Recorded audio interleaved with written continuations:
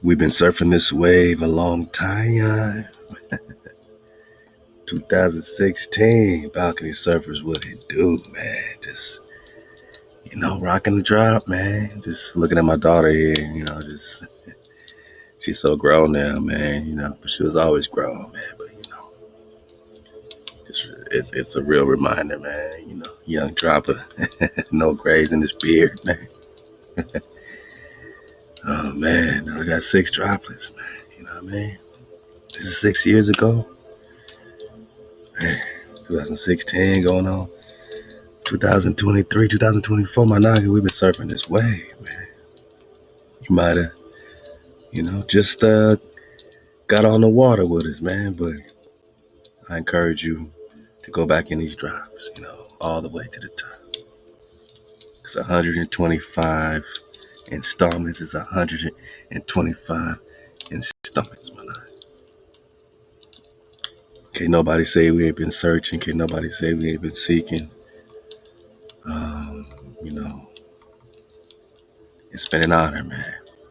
It is an honor to surf this way with you. So let's get it, man. We're going to jump into it. Let's have some fun. Let's go, man. 125. Let's go, man. Oh, wow. Where y'all want to start?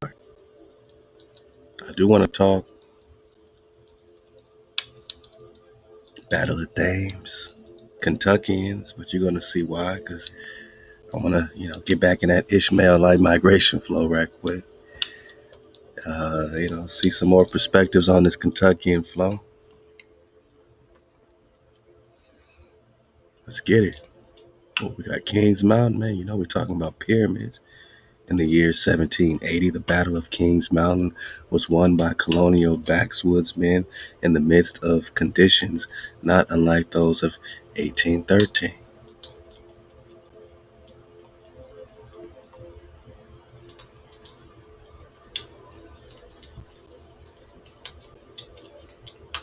When Kentuckians won the Battle of Thames.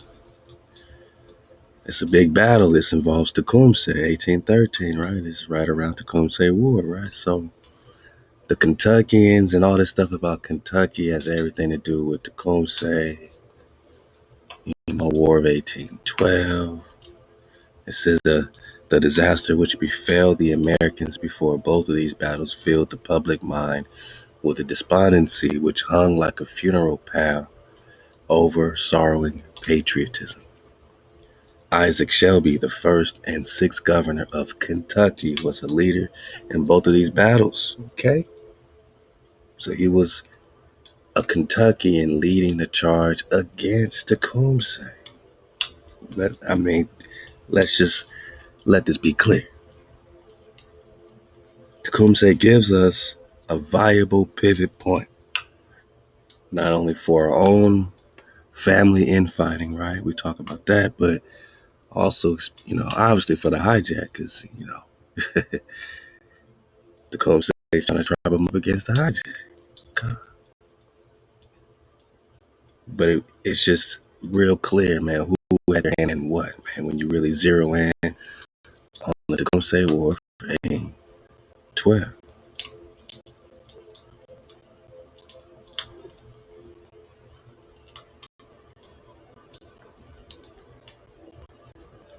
I mean, America's been at war at least 100% of the time. You know what I'm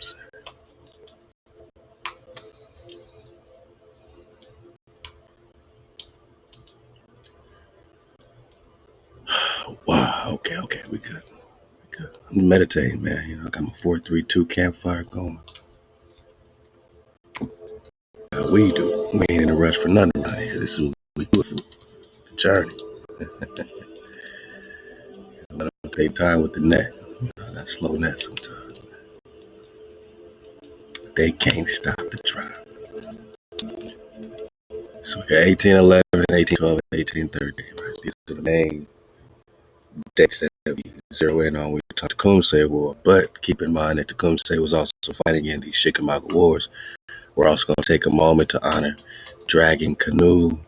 Just kind of go over his story with a dragonfly perspective as well. You know what I mean? Really talk indigenous kinds when we talk Prester, because when we talk Prester, we got to be talking indigenous kinds. We got to be talking indigenous kinds, right? Because we talking America, and the British Museum knows circa 1530, Marco Polo's Asia and the new lands. These new lands got a land of Prester John, man, 1530.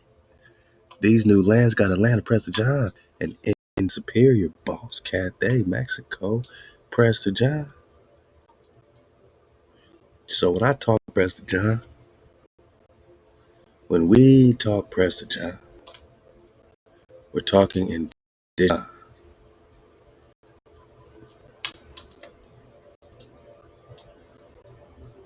You're talking America, not North America, my nigga. India Superior, the land of the Prester. And they're searching everywhere for this Negro who's not just an ordinary Negro. He belongs to a special tribe of Negro. He's been written about, connected with the fountain of youth. Negro, my naga. He combines a Moses and a David flow, and is Moses David? It's David Moses. It's a lot of connection points. Talking priest, king. Let's go, man. Let's go. And that's for the advanced wave service only. So when I talk Prester John, I'm talking India's period. But now I'm talking America.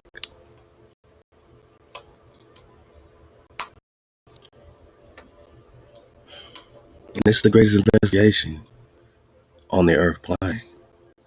You know, once you investigate yourself and investigate the code in you, right? And you see Dawid, Hosea 3, right? It's bigger than Atlantis, man. It's bigger than everything, because it combines the Leviathan, the dragon flow, and it combines the frequency, the fire. It combines all the elements. It combines marvels. Prester John, he's a Marvel character. God, go get the drop. My favorite Marvel character. He got high tech connected with Prester John, found youth connected with Prester John. He got mirrors that he could see his own kingdom through. He got invisible rings, man. He got all the magic. You got all the stones, the magical stones. All the so-called mythos is connected to the Prester. The San Banyan River is connected with the Prester. That got the other tribes in exile, or they're protected for a time. But they can't cross the Sabbath River on the Sabbath. The San Banyan is the Sabbath River.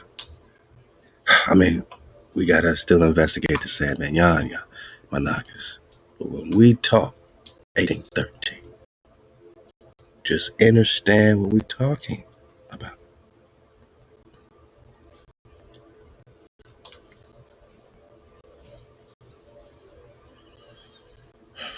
You know, they're looking for the founding youth in Florida. Huh? They trying to expand their territory in Florida. Tecumseh's war is popping off. Tecumseh's war is popping off.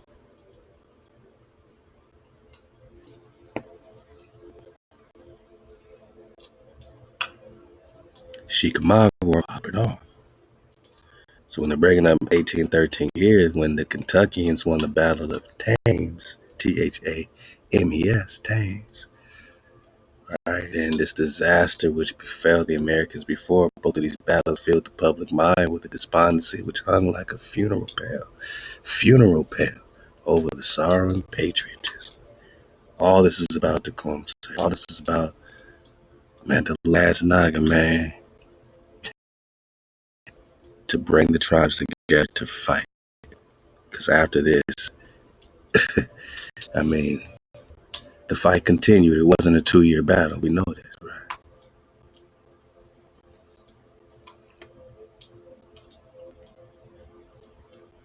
After this fight, which was the continuation of the Barbary Swanite fight, right? God, Hebrew word of the day. The continuation of these 20 years of Chickamauga War. We're going to get back into Chickamauga. I mean, just surfed away. After this 18, 12, 13 flow, Seminole is still the same Nagaz that was strived up with Tecumseh, man. Seminole, right? They was rocking steady, steady, shoulder to shoulder, right? So the Pirates, we got this before, still the same Swan Knights, the same Barbars. These are the Barbars, which they later called barbarians. It just means swan. And then this piracy is just another name for these Tecumseh Nagas, man. So we'll just call them Tecumseh Nagas. And Tecumseh Nagas is really the Chickamauga, so called, because they named them after a river of death called Chickamauga. So they didn't call themselves Chickamauga. So I don't really hold on too tough to the Chickamauga title. It's just a river of death because so many Nagas died near or in or around this river. So they're wearing the River of Death title, which I don't think they would call themselves naturally, right? So who are they? Well, we're just talking the Hebrews, right? Or we're just talking Israel, sons and daughters of Jacob. So after this Tecumseh War, 1813, Managa, these same Seminoles, these same Creeks, these same Cherokees, this is still Tecumseh's Nagas. So this was our last fight, like fight, you know what I mean? You didn't have time to be a slave. You was still under Tecumseh in it, the priest Khan at the time. And the Khans that came to continue the flag for Nagaville, when they felt like they had a handle in North America, so-called, now they invading Mexico, Managa. Let's take our time with this, because this is a story that is not told in our schools, right? I mean, the information is there, but we got to put it together. We got to piece it together. That's not, those puzzle pieces aren't even put or presented before us, for us to put the puzzle together, is what I'm saying. So now they invade Mexico. You see what I'm saying? Mexico, right? First, they got to do all this Oklahoma, Indiana, all this four corner business, you know what I'm saying? All this business, from the Texans and all this stuff, right? Then they go into Mexico. Okay. We're going to get back on the Indiana flow, the Morocco. I'm going to go right into that, actually. Let's go. I'm having fun, obviously. When I don't drop for a while like this, I feel like, man, I got so much drop, what I'm saying, to get out, just stored up drops. So just excuse me if I'm a little overexcited. I don't want to be over dropping. Y'all let me know if I'm over dropping.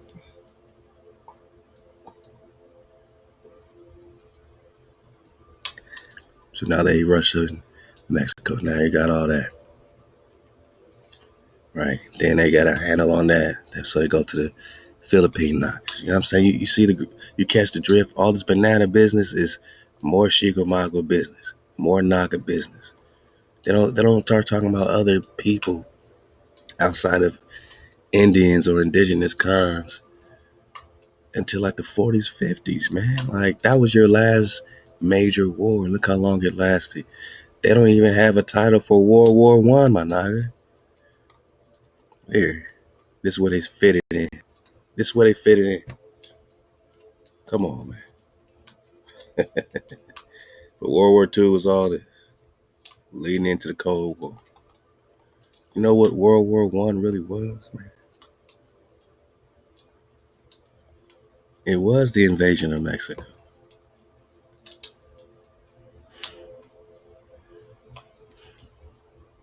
All this is when they're finally kind of, expanding the boundaries outside of this Texas area. Yeah, I mean, California, Nagas, Arizona, Utah. Like, when they got out of that, it became World War One. We got these Nagas. We got the Philippine Nagas. Now we got the banana wars. We'll call it banana. Banana. Mexico. Why not? Now what's World War II about? Just nuking dragon lairs and nuking Nagas everywhere else. If all this was about you, Makan, if all this is about you, it don't stop, right? If all this is about you, and we know Columbus came over here, so-called 1492, so-called, right, so-called. And that was about you. Hundreds of years of that, right? It's a more and more war, after all. And then here comes a new level to this war, right? Against more Hebrews. And who's teaming up with the treaties of peace and friendship, man, with the hijack, right? You got these Moors, right? These other tribes, Confederacy, Psalms 83, got it. So if Columbus was backed by the Moorish or Moor or, what they'll call dirty Moor or whatever you want to call it, Moabite, Canaanite, whatever it was, it never stopped. That same lineage connects to the Genghis Khan invasion and the Charles V, Charles Kento flow, obviously the Columbus, yada yada, all the way up to this. Their treaty is a long-lasting treaty. It's the same people, it's the same, it's like the chessboard. Black is white and white is black. I mean, don't black mean pale? And don't white mean, can't white mean demon, right? Wicked? Can't black mean wicked too? Like, white is black if you're on their chessboard. It's the same people, man. There was no revolution to end the power of so-called blacks and now the white people got power. No, man. That didn't happen. That didn't happen. They came escaping black ass King George and them and these powers in Europe talking about on paper they didn't want to pay taxes and all this stuff. Man, we know who the slaves of Europe was, man. There's books on this, man, right? We know who was running things. You telling me these people that was running things suddenly don't run things no more? And they make Moorish treaties against the Chickamauga, against Tecumseh. So based on your Moorish treaty, you got to fight with the Kentuckians. Oh yeah, we getting right into. We are surfing the wave at this point. Let me get my water, man. It's getting good.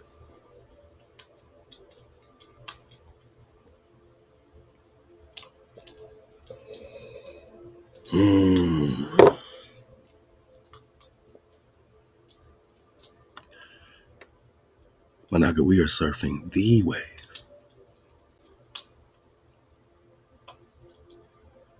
And every day we're becoming the water. So them hijacks that are doing these treaties, remember the Cherokee that didn't do the treaties are the Chickamauga by default, right?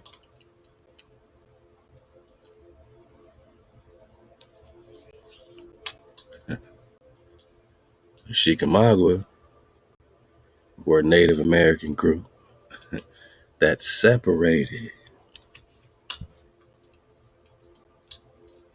from the greater body of the Cherokee during the American Revolutionary War, which is what we're looking at, the timeline.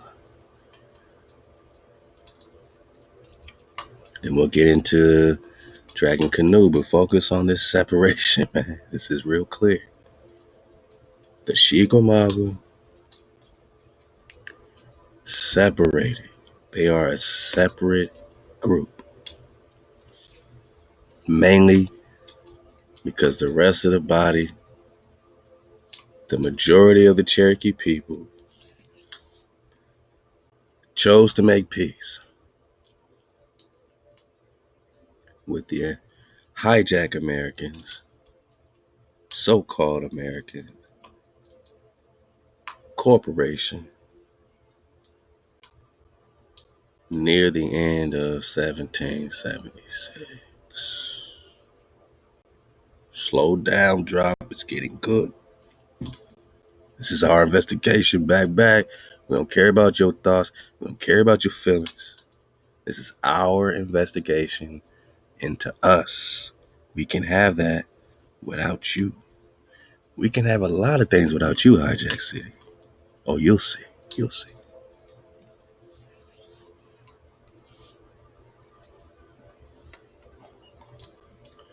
Shikamawa, Shikamawa, Shikamawa, Shikamawa.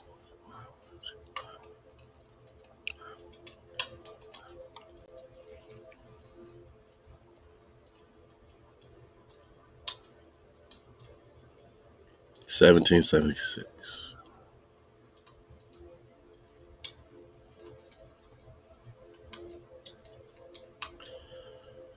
1776, the majority of these Nagas and Americans that were not, for the most part, because there's always exceptions, but I'm just painting a picture. All right? Outside of Israel, speaking real clear to my Nagas, outside of Israel, just like they say, Prester John was, surrounded by enemies, right? King David was always surrounded by enemies, but he had to have them in check. He was the Rex Nagaz. Even the sultans were paying tribute to the Prester. As a title, you don't get higher than the Prester.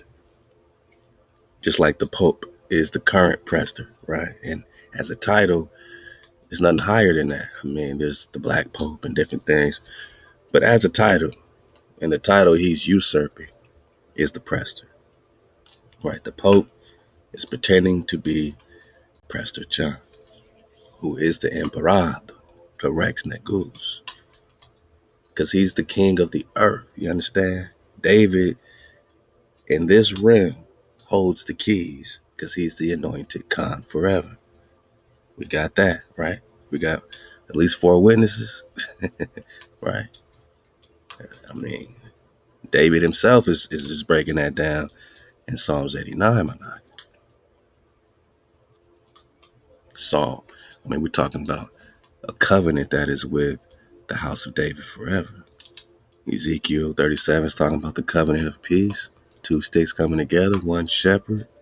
So is Ezekiel 34. So is Hosea 3 saying you're going to return, seek the Creator first. And second, you're going to seek Dawi, King David, Prester, priest, king, Prester, priest. I mean, even Jeremiah 30 is saying David, whom I will raise up.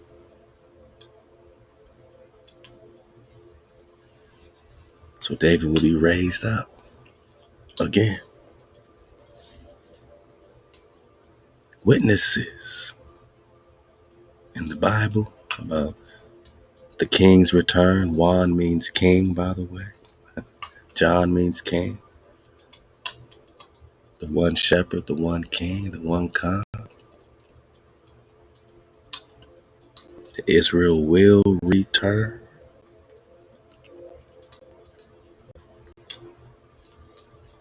Seek the Creator, your power, and David, your king, your Juan.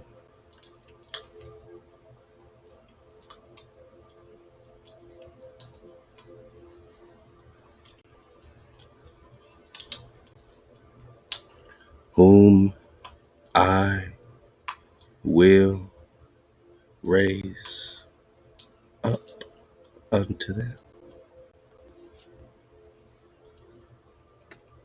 But they shall serve HaWah, just like Hosea 3. They shall serve the Creator first, right? And David, their king. That's secondary to serving HaWah. To serve HaWah means you KTC. You are back in code. No killing your brother, right? No stealing from your neighbor. No power before me, right? Most high over everything. No power before your power, which is the Creator. Secure breath, HaWah. Existence. So you serve your existence. You serve your source, your power. Then you get Daweh, your Khan. Now we're talking Jacob's trouble.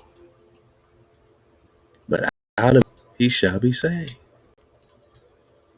In that day, says HaWah, I will break his yoke from your neck. You're going to be free. Free Nagaz. I will burst your bands. And strangers shall no more make you their slaves, man. We're talking end of days, end of times, because this ain't happened yet. Like this ain't happened when the tribe came together out of trouble. But they shall serve the Creator and David in the future, because I will raise up unto them. Then we're talking about turning your captivity, which means, you're going to be restored, your seed from the land of their captivity. Who will save us, JC? Prester? No. I will save you. The Prester ain't our savior. The Prester is the Hamashiach. Messenger is the difference. The Creator sends the Prester because the Prester is David, who is the anointed Khan. Back to talking covenant of peace. Third witness.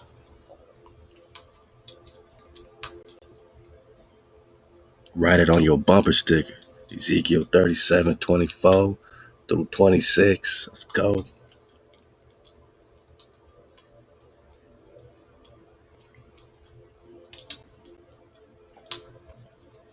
What's this got to do with the Kentuckians drop?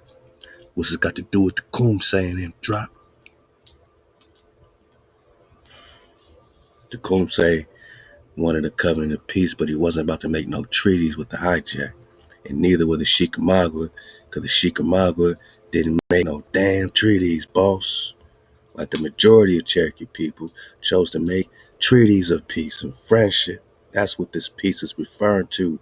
I'm talking covenant of peace.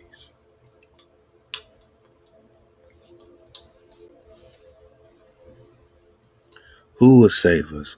I will save them. Another witness saying exactly the same thing, that HaWah is our only savior. Just like Isaiah, was it 43? Only I am their power. I will save them. 24, my servant David shall be king over them. Come on, man. Third witness. Hosea, Jeremiah, Ezekiel. You still doubting me, or do you not want to read? And you want to replace this with Yahushua, huh? Somebody said, I think David is Yahushua. Would you stop the capery? Why does David need to be Yahushua in the New Test? Getting sacrificed on the cross? No, we were sacrificed on a cross, my nigga. We were hung from a tree. That idol represents us, our struggle, which is why you buy it hook, line, and sinker, because it represents you. There's something familiar about that struggle. You were hung from a tree, like it says in the book of Acts. JC was hung from a tree. Who was hung from tree? Strange fruit.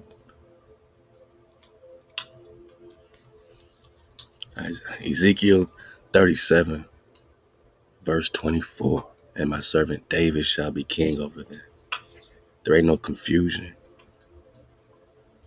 Who's confused? I ain't confused. Is you confused? And they all shall have one shepherd. You confused about the shepherd?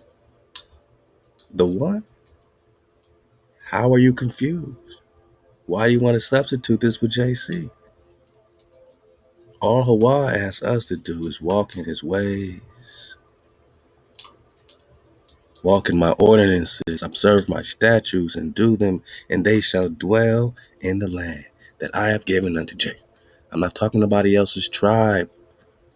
I'm talking about the land, because this is all about land. When I go start talking about Morocco, sacred mountains of harmonics, the pyramids, the mound built, it's all about the land. Columbus wants the land.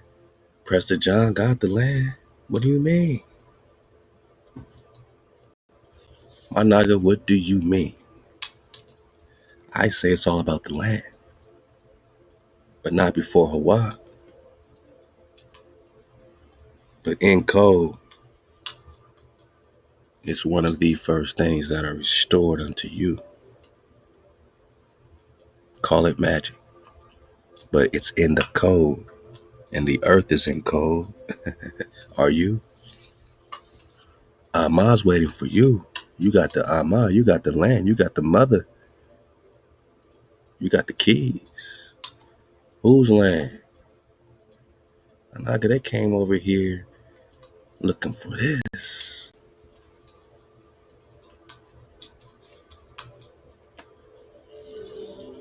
I need you to understand.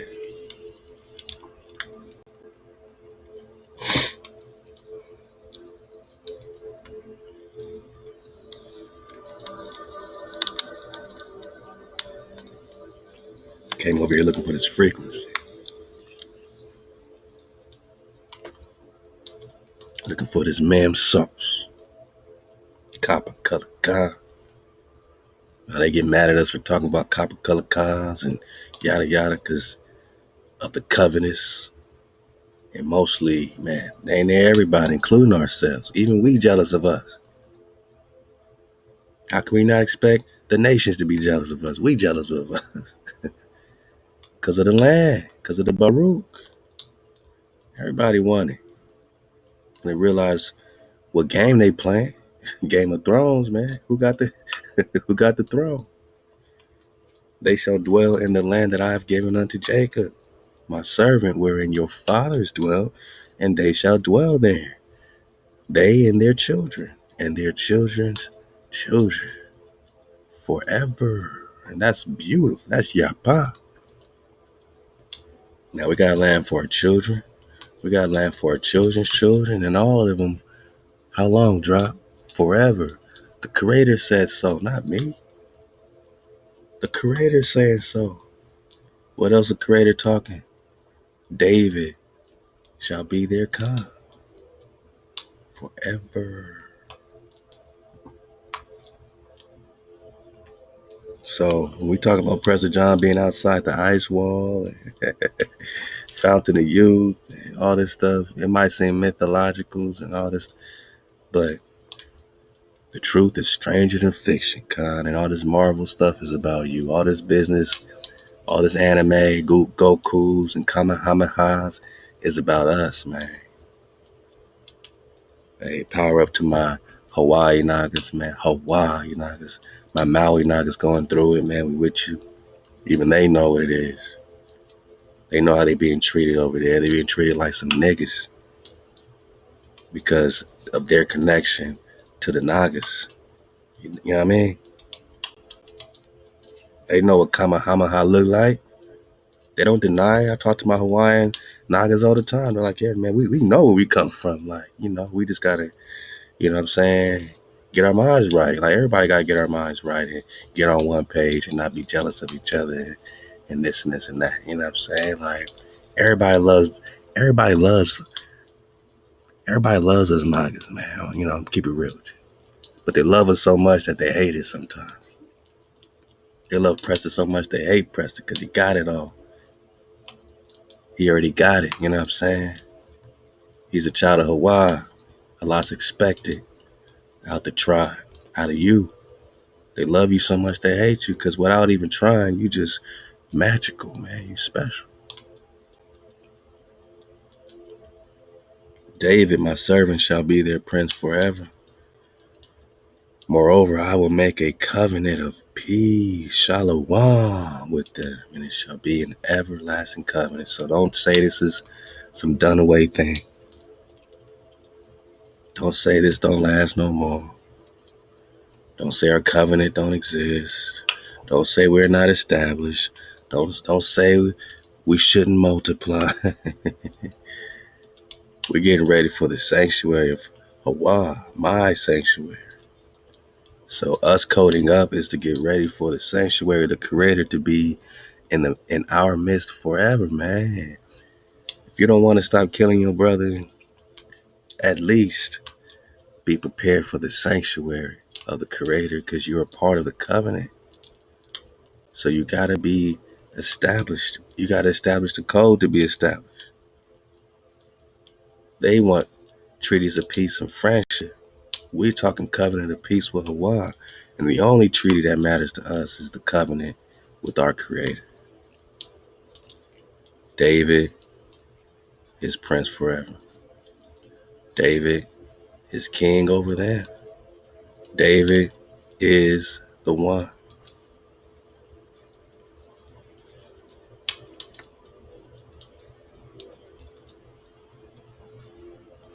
Feel like,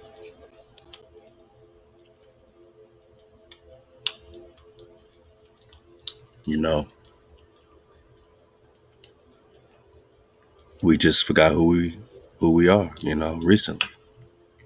This is what these Nagas was fighting for. These weren't some TP Indians in America dancing around a teepee. Like they gave us the picture. These are high-tech Nagas. These are high-frequency Nagas. All this Tartaria business and all this mud flood business and all this World Fair business. This is their stuff. We're reading American Holocaust and all the beautiful irrigation and the water, how the water was designed and how they pulled up on fresh water. Like, where do you pull up to a continent and fresh water, drinkable water? That's how much the irrigation and the, you know, ingenuity, my Naga. These are high-tech Nagas, man. Stop playing. I just feel like it was our time based on the promise that HaWah said. Look, man, you keep the code, you the head. You don't keep the code, you the tail, right? I mean, I'm just keeping it real basic around here. Sometimes you just gotta come right out the Torah, right? Deuteronomy 28, home team favorite, right?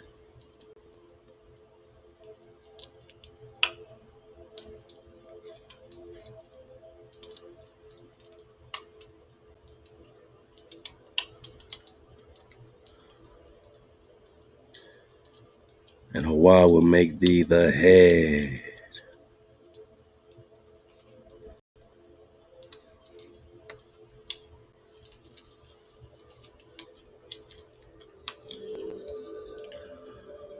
Who's Prester John? Why is there a land of Prester John? What are we talking about? Who's the priest king? He's the head, man. Rex, Nagaz.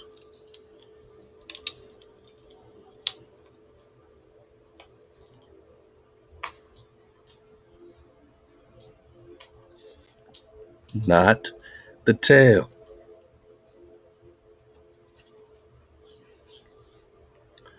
HaWah will open unto you his good treasure.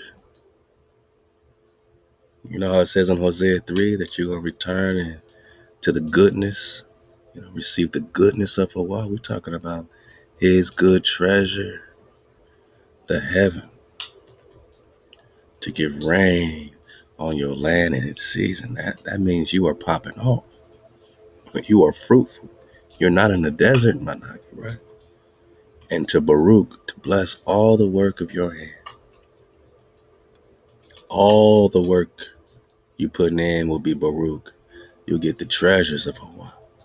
You are the treasured ones.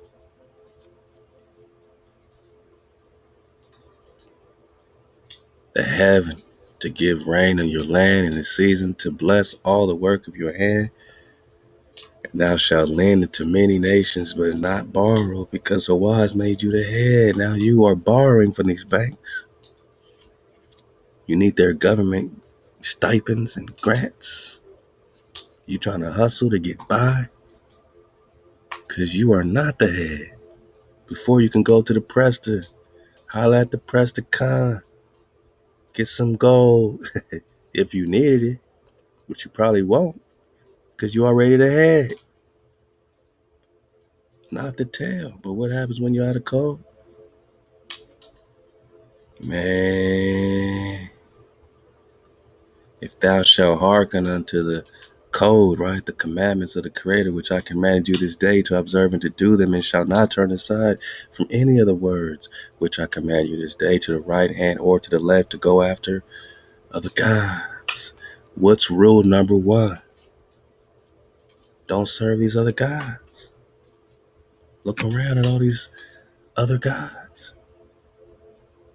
But it shall come to pass, if you ain't gonna listen, man, to this voice of HaWah, you already know, to observe all his commandments, to keep the code, which I command you this day, then all these curses shall come upon you and overtake you. You are wondering what's happening today?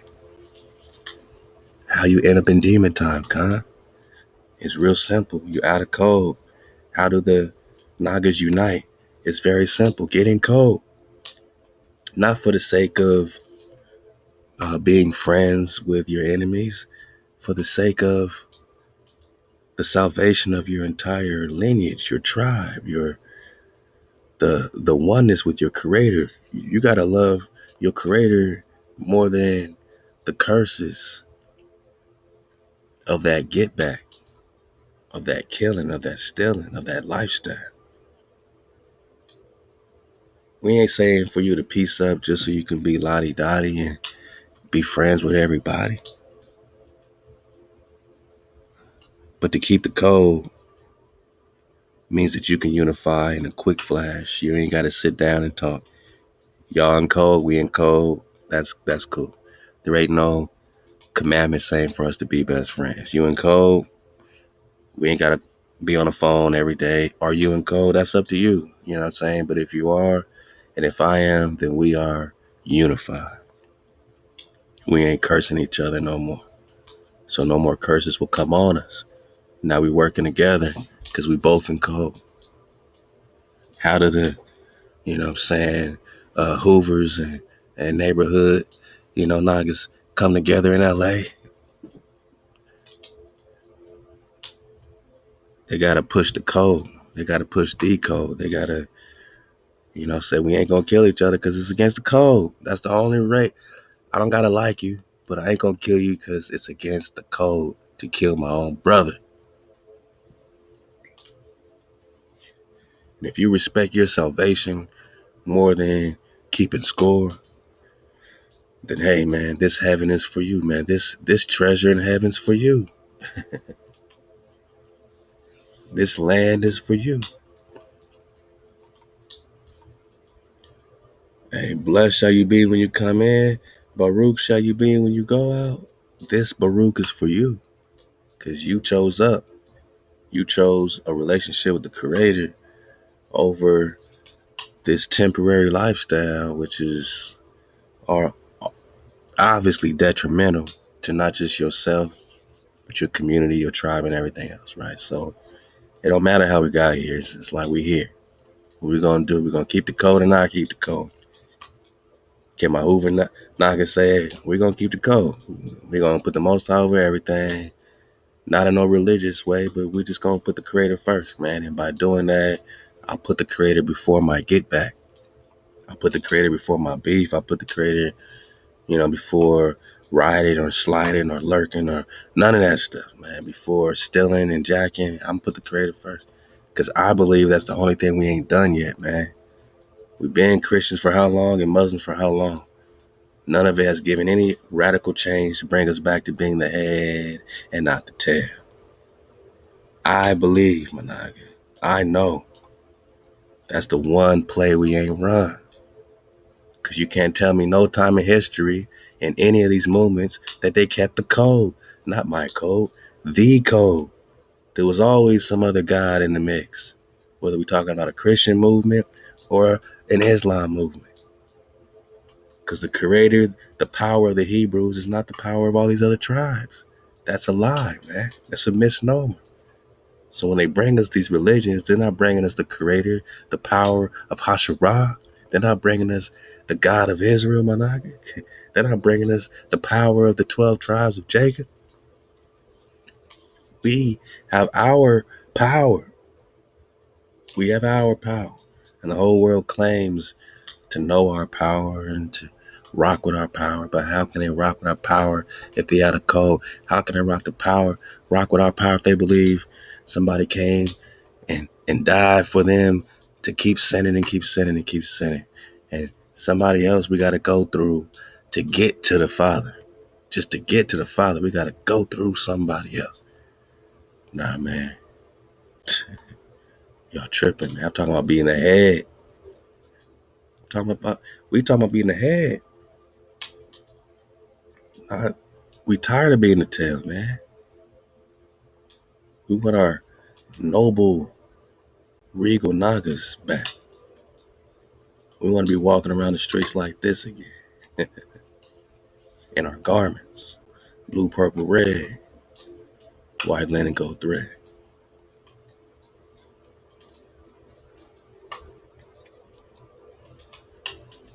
We tired of being the harlot, right? No other God, same thing, right? We're talking about Israel and the power of Israel. The power that the Muslims are bringing us are not the children of Israel power, because the children of Israel didn't rock with those same Mohammedan tribes or Moabite tribes and didn't rock with the same power. Stop playing. You know this is a factoid, man. The power of the Christians is not the power of the children of Israel, because they want to be new spiritual Israel. They want to replace the children of Israel. They are covetous towards the house. They are still in the house. They are murdering us for the house. Manifest destiny, they say, right? So we'll manifest our destiny by returning, seeking our Creator, and we coming trembling unto HaWah, into His goodness, which we just got as what? We're talking about the treasures of heaven, the rain in its season. It's not just about your crops, my Naga. It's about what you need when you need it. That's His goodness. When? Did it happen yet, boss? We're talking end of days. How do you ignore this, Christians? My Muslim brothers, how do you ignore the children of Israel? Farrakhan even said, we the children of Israel. And now you got to talk tribe. Has Israel ever had a prophet outside of the house of Israel? Would you want us to have a Mohammedan prophet? Muhammad got to be our prophet? That ain't got nothing to do with Israel. Has everything to do with Ishmael. We're going to talk about Ishmaelites right about now. Let's go. We in there. Let's talk about it. Let's talk about it, man. So Yapa to surf the wave with you.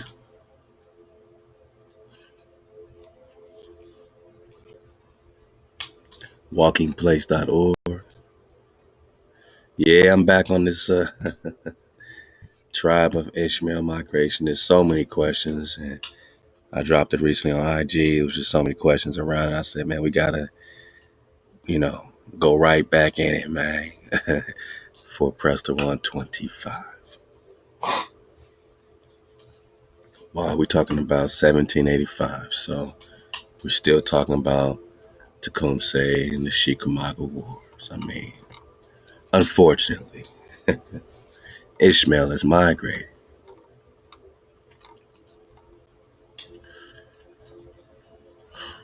during the Chickamauga War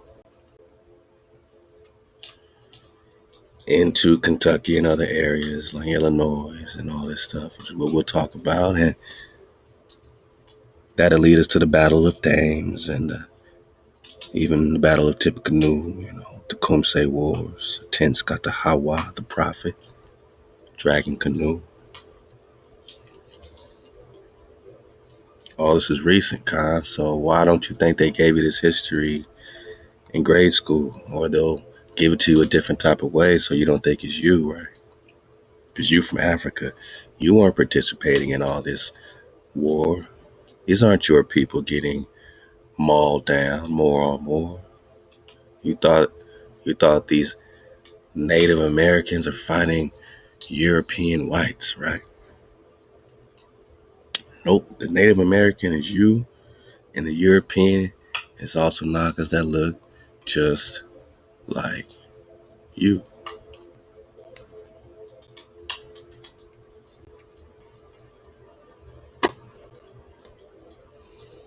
Wow, I said the Native American is you,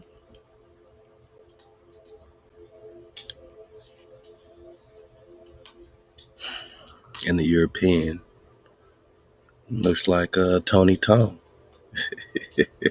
Tony Tone. Tony. At it again. I guarantee all the gold he's rocking is stolen. Black ass King Charles, man. Charles V, Charles Kento. He's also leading the whole Estebanico expedition joint. They always checking in the cartoon. They always checking in with Carlos Kento, man, getting orders and stuff. So it was a nigga leading the charge to invade other niggas, Nagas, right here at home. It was a nigga invading Prester, just like Genghis Khan was a nigga. This is what the world's looking like. This is what the Europeans looking like. This is what the Ishmaelites looking like. This is what the Edomites looking like. This is what the Israelites looking like. And this ain't us flexing our copper color, copper tone managa. This is factoids, man. Go get you a 10 jar of factoids, man, and sit your ass down and listen up, man. Get out the mind of a hijack. Obviously, other people are doing what other people are doing, Managa. But when you zoom in on what's happening and who it's happening to, this is what's happening. They did a lot of work to brainwash you into thinking it's impossible to have a world looking like this. Now you gotta fit them in every land. I gotta squeeze in some other people here to make people feel comfortable in America, right? We got to squeeze in some other people in Europe. We got to squeeze in some other people in Asia. Somebody else is the Asian. Somebody else is the European. Somebody else is the copper color American now. Oh, copper color just means beige now. It's not true copper, right? It's all good, my niggas. We ain't got to prove nothing. We just got to keep the call. Let it handle itself. You got in where you fit in, cool, but this is what the movers and shakers was looking like. And other folks they was using, the so-called whites today, you know, to put it bluntly, they was used in this more and more war. They were used like landlords. They put them on boats over here and say, hey, we'll promise you titles, we'll promise you, some gold, you get to keep some gold. And, all these poor people, man, poor whites jumped on the boat, man. A lot of them were slaves, man, from earlier Moorish times, man. So this is the Moorish European history. You go dig on it. They know. You see what's happening in Spain and Portugal and Italy and all this. You see the statutes and all that. You know who was running things. So did Charles Kento step down? Did the family of Charles step down after the 1500s? Or is it the same family who's still behind the same black on black crime that's happening here?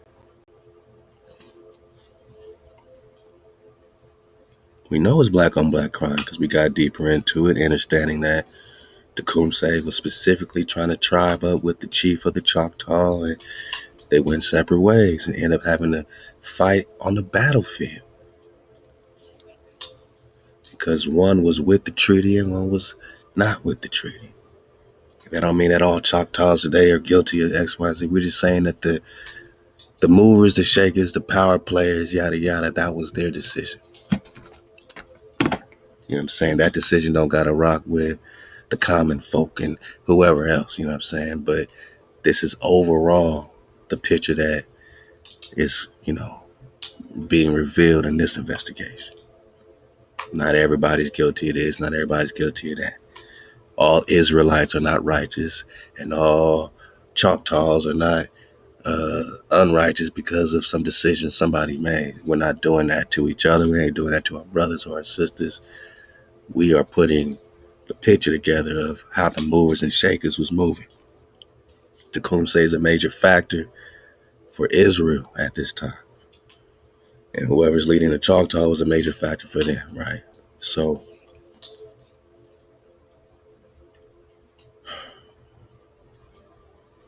we're not getting this picture painted when we get this history, if we get this history in grade school or anything else. We don't see the more and more war that was already popping off until we research it. Ata HaWah, HaWah, the HUA is HaWah, just like HAWA, yeah, HAWAH. So HaWah is HaWah. These are people of HaWah. These same Nagaz continue to fight against other people that look like them. This is the Roman emperor. So when you talk Pope and papacy, on this side or that side, we're talking Nagaz. When we talk Prester, we're talking the Nagaz, right? When we talk their popes, you know what I'm saying, and all that stuff, we still talk Nagaz. When we talk our people, we talking Nagaz. Niggas, Nagaz, everyone's trying to be the king, right?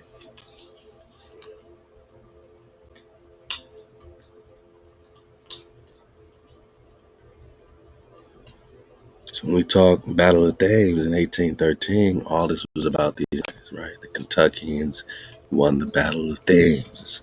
This Kentucky flow. Before the Battle of Kings Mountain, the outlook for the Americans, especially in the South, was through thick gloom.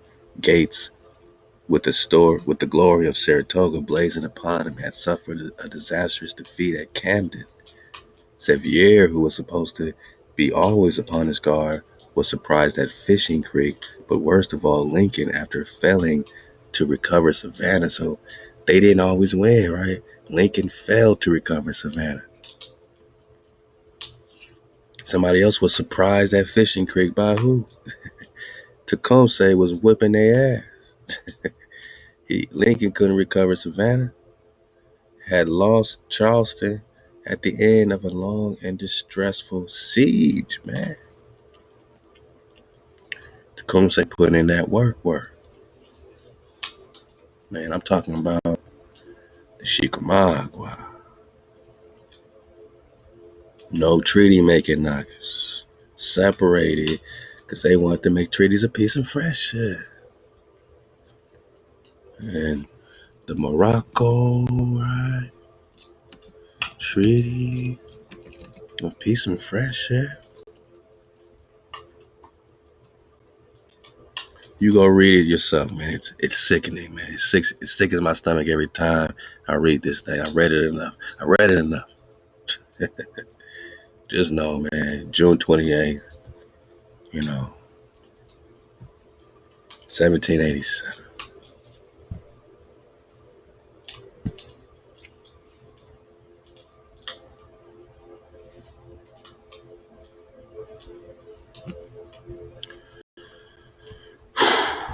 So, I don't like reading this stuff, man.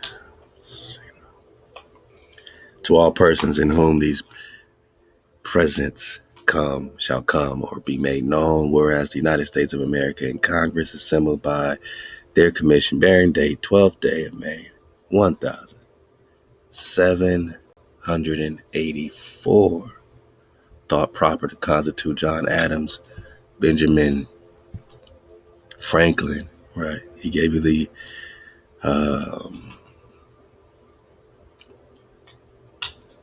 something of mankind, I'm talking about, where he's talking about the swarthy knockers, observations of mankind.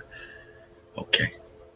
Thomas Jefferson, their ministers, plenipotentiary, giving to them or a majority of them full powers to confer, treaty, and negotiate with the ambassadors, ministers, or commissioners of His Majesty the Emperor of Morocco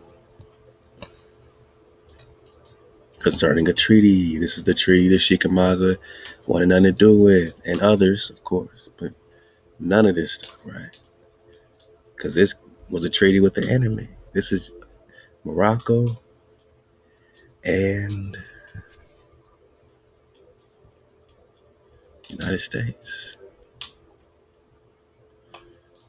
So they backdoored everybody. They can't really say too much on this. They can only claim factions and say, that wasn't us, that was the dirty Moors. All right. Well, whether we had dirty Israel or clean Israel, all of it is Israel. We got to be accountable for all of our brothers and sisters. Last time that I checked, we even got to be accountable for y'all. Israel even got to be accountable for Moab in there, because we were supposed to, keep the code and set a better example for y'all. We let y'all go crazy, man. We let y'all go crazy. We apologize. This is crazy talk. Yeah, man.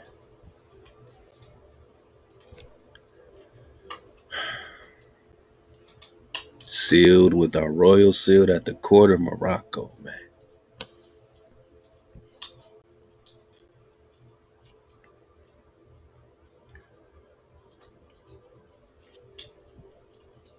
This is sickening, man. Sickening. If either party shall be at war, and we talking Tecumseh War, Dragon Canoe and Chickamauga, my nigga. This is sickening.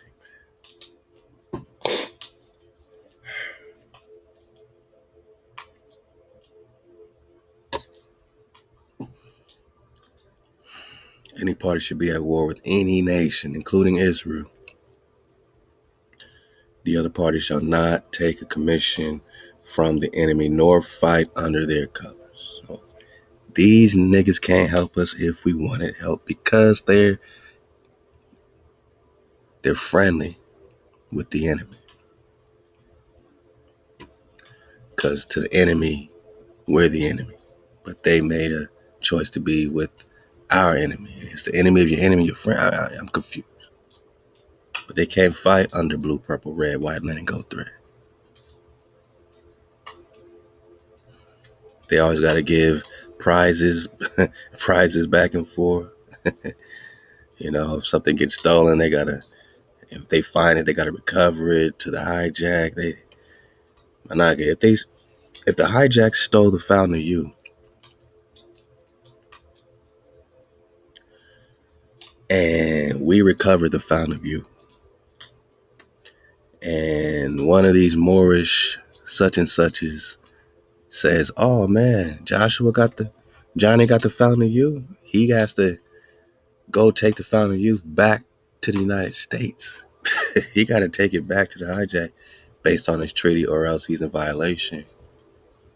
Yeah. Yep. Sickening, right? Look at number 6, man. If any more shall bring citizens of the United States or their effects to His Majesty, the citizen shall immediately be set at liberty.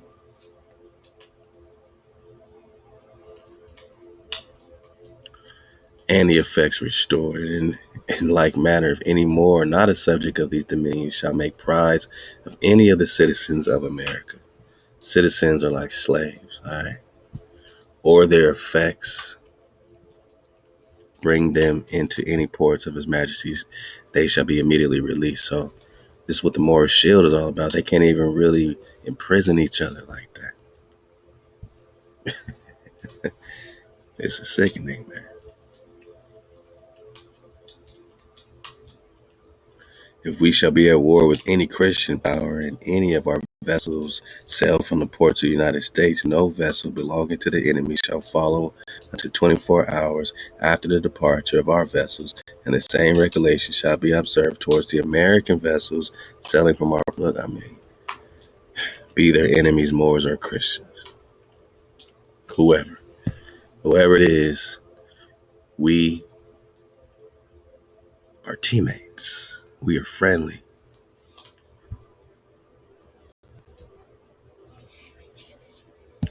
It's sickening, man. It goes on and on. The sick stuff continues, man. In the case of a war between parties, the prisoners are not to be made slaves, but to exchange each other, captain for captain. So in case we go to war, we can't make slaves of each other, which is why there's a Moorish shield. Look it up.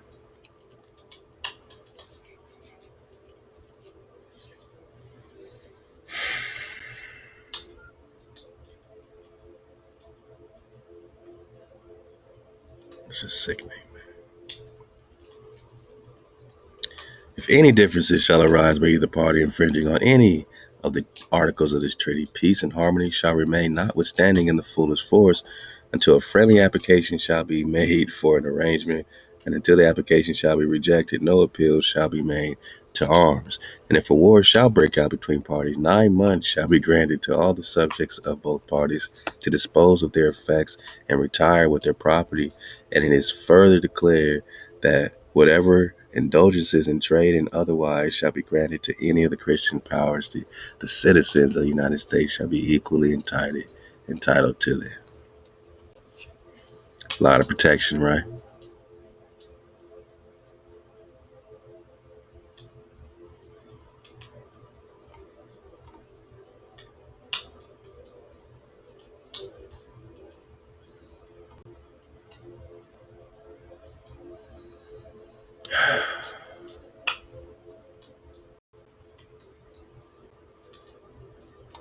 Wow. So, Morocco, is you Morocco or is you Morocco? Right.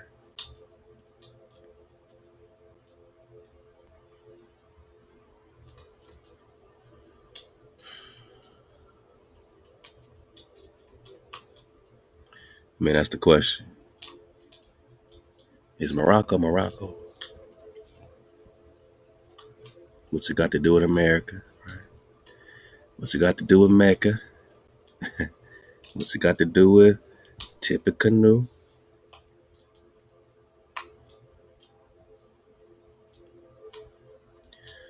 This is also known as Prophet's Town because the prophet was killed while Tecumseh was away trying to tribe up, some more tribes of Nagaz.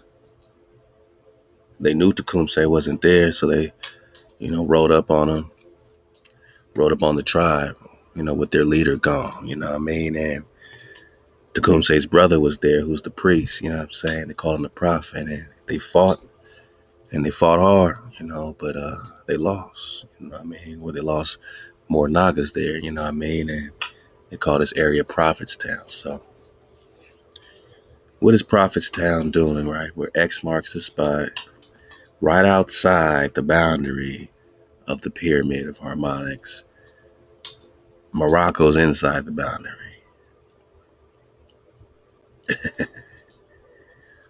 Right out on the other side is Mecca, right? So they're going around and around this sacred cube of harmonics.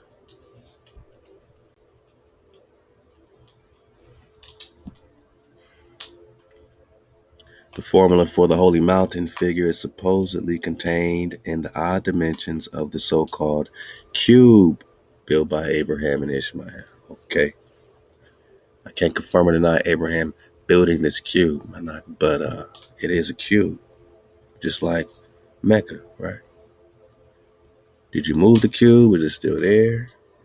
We got the Key River, which plays heavy. We are talking about the Khan.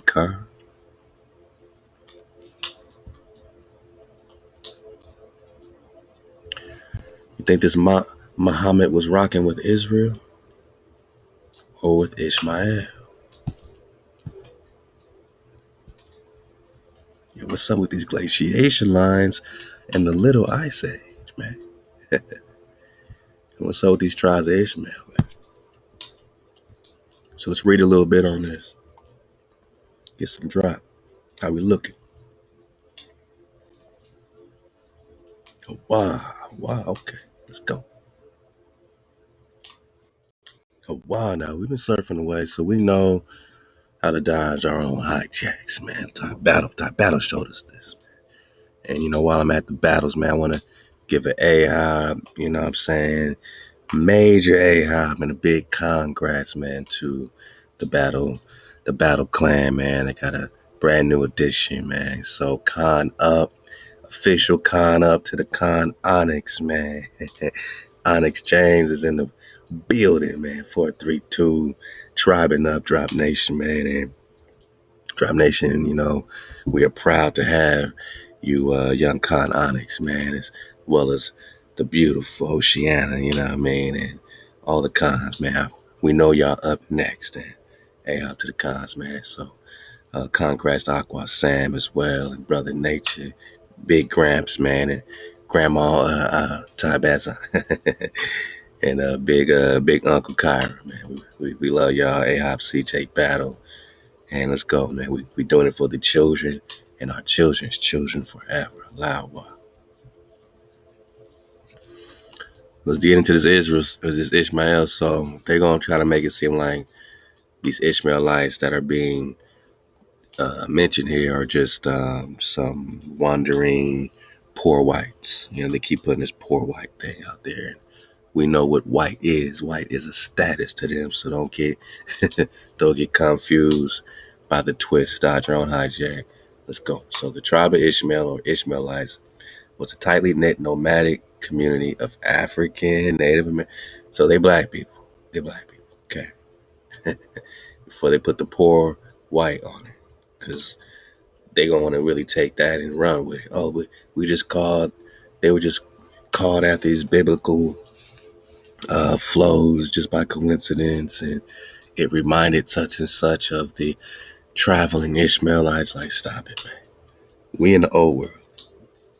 We in the old world. It's okay to say that you ran up on the tribe of Ishmael. Ishmael, all right? We got Israel, we got Ishmael, we got Edom, we got everybody over here, man. So it's all good. Don't be so shy about it. Let's go. Ishmaelites, tightly knit nomadic community of African, Native American, poor white descent, estimate to be about 10,000. They don't know. They don't know. They estimate. Fugitives from the South. They arrived in a central part of the old Western at the beginning of the 19th century, 1800s, preceding the other pioneers. After a century of fierce culture conflict with the majority society, the tribe was forcibly dispersed. This is the cover story. Let's go. So, the earlier migrations of the tribe had been involuntary, but they now pursued a nomadic way of life as a central feature of their distinctive culture. So, in other words, it's saying it was a tribal war. All right, so their annual migration route was northwest from Indianapolis to the Kankakee River, south of Lake Michigan. This is their annual migration route. So they did this every year. It wasn't like they were just coming into America at this time. They're saying that this to migrate is pretty much you just moving, right? From country to country, right? So it's not just crossing the water. This is their Hajj, right? As it say in the Mecca flow. This is their um, pilgrimage, right? Migration. Like this is their pilgrimage route. All right. Northwest from Indianapolis to the Kankakee River, south to Lake Michigan. South of Lake Michigan. From there south through eastern Illinois to the vicinity of Champaign-Urbana and Decatur, and finally due east back to Indianapolis. This triangular pyramid, right? Triangular route is about 350 miles. All right. All right, they're going 350 miles. Wow.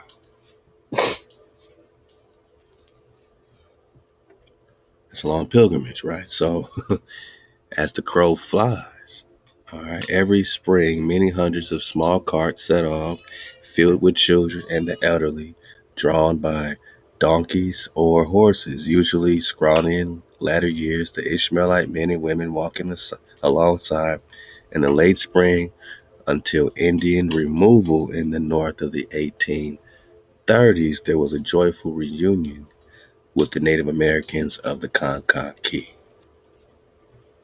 A joyful reunion with the Ishmaelites? Well, which Indians? Which Native Americans? Which tribe? During the summer, the tribe moved south, and when fall came, they turned again to winter quarters. The migration was repeated every year for nearly a century, my nigga. They did this pilgrimage in America all throughout the 1800s.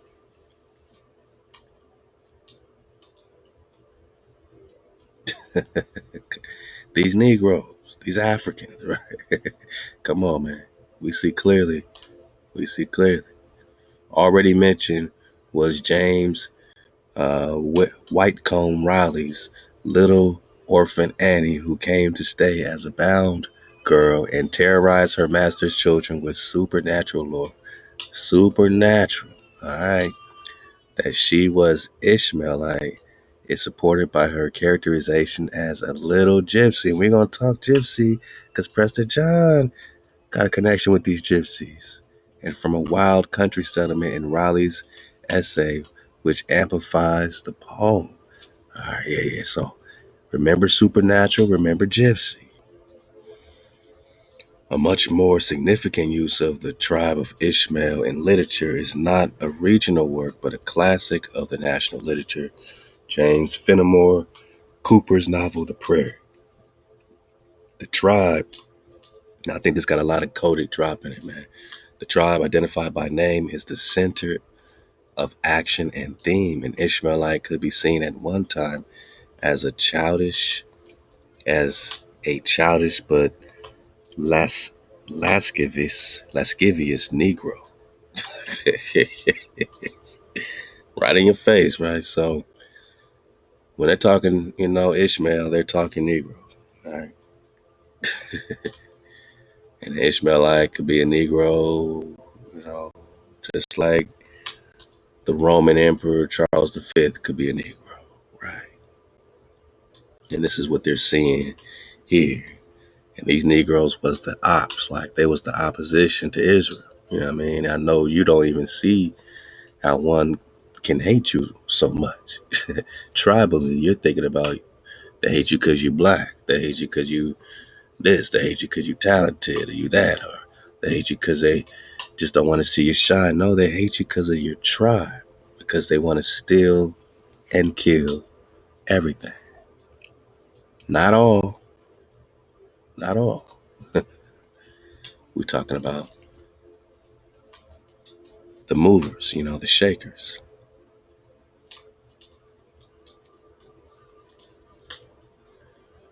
So an Ishmaelite could be seen as a Negro or an Indian. That's interesting. Hmm. What does a Negro got to do with an Indian? Hey, could somebody go ahead and, if you ain't gave me a body bag, go ahead and you know give me a body bag for the illusion in the comments. You know what I mean? Just slide me a body bag for the illusion. The Indian is a Negro. The Negro is the Indian. Both of them can be the Ishmaelite, but not all Negroes are Ishmaelite, and not all Indians are Ishmaelite. But basically, all Ishmaelites and Israelites can be classified as Negro or Indian, or are we just talking about India? Superior boss, Prester John. Let's go.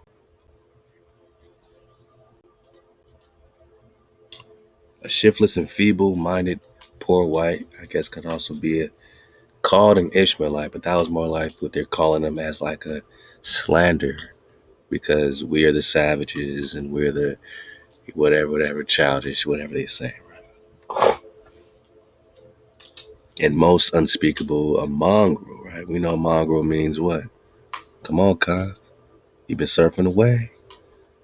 Mongol means great ones. The Mongols are also the Israelites, are also, the Moors, right? Moors, great. Mongol, great. All great. Code word, great. So the Mongol is the Negro, is the Indian. Okay? A Mongol product of the defilement of racial purity. This was a deadly mix that conjured up the nightmarish events of the war upon the Israelites. So this seemed to be painting a theme that the war was upon them. That they're doing all this migrating and they're the victims. The devil likes to paint himself as the victim. I just want to put that out there. The devil likes to call you the devil and act like, the devil is the pure one. The adversary wants to look innocent, right?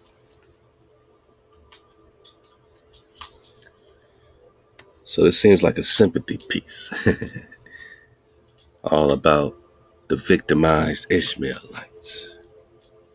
When in reality, the Ishmaelites were teaming up with these Kentuckians to fight against the Chickamauga, the Cherokee, Dragon Canoe. Some more and more war.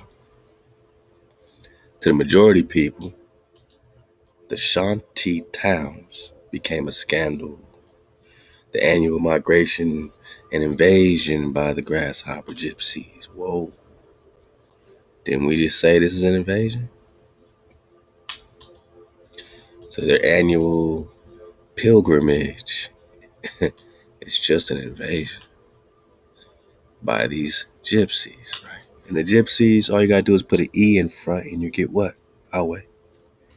Egyptsies got you. Because they only move with permission of the Pharaoh, after all. These are still the Moors are still under the Egyptians, and they just call them gypsies, right? As they called them. And both were a cause of trouble for the authorities and alarm for citizenry. Got you.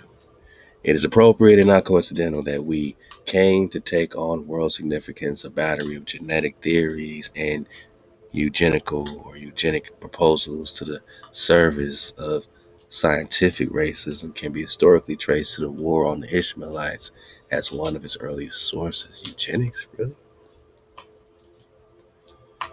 We're just talking the more and more war. 1905, a bill was introduced in the Indiana legislature. In 1907, the first compulsory sterilization law in the world was enacted by the state of Indiana, where all the Indians or Negroes are. So the India Superior Negro Naga was sterilized. 1907, the first compulsory sterilization law in the world was enacted by the state of Indiana. Ain't that a shame?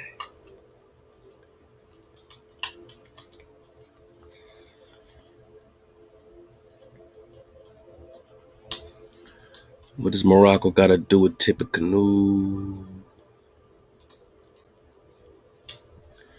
The Moorish Science Temple is all in this African American Negro Indian town, because these are all Indian tribes.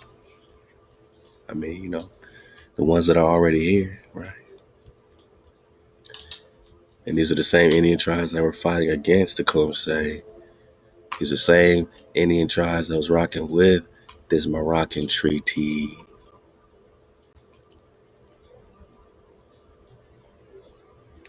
1786.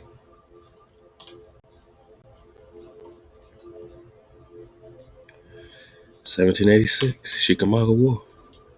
1785.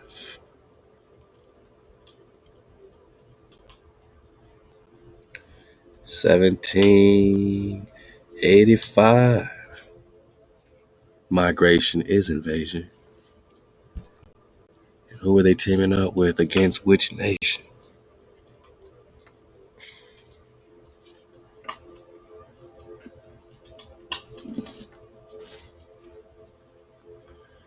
Love to Kapati Ministry.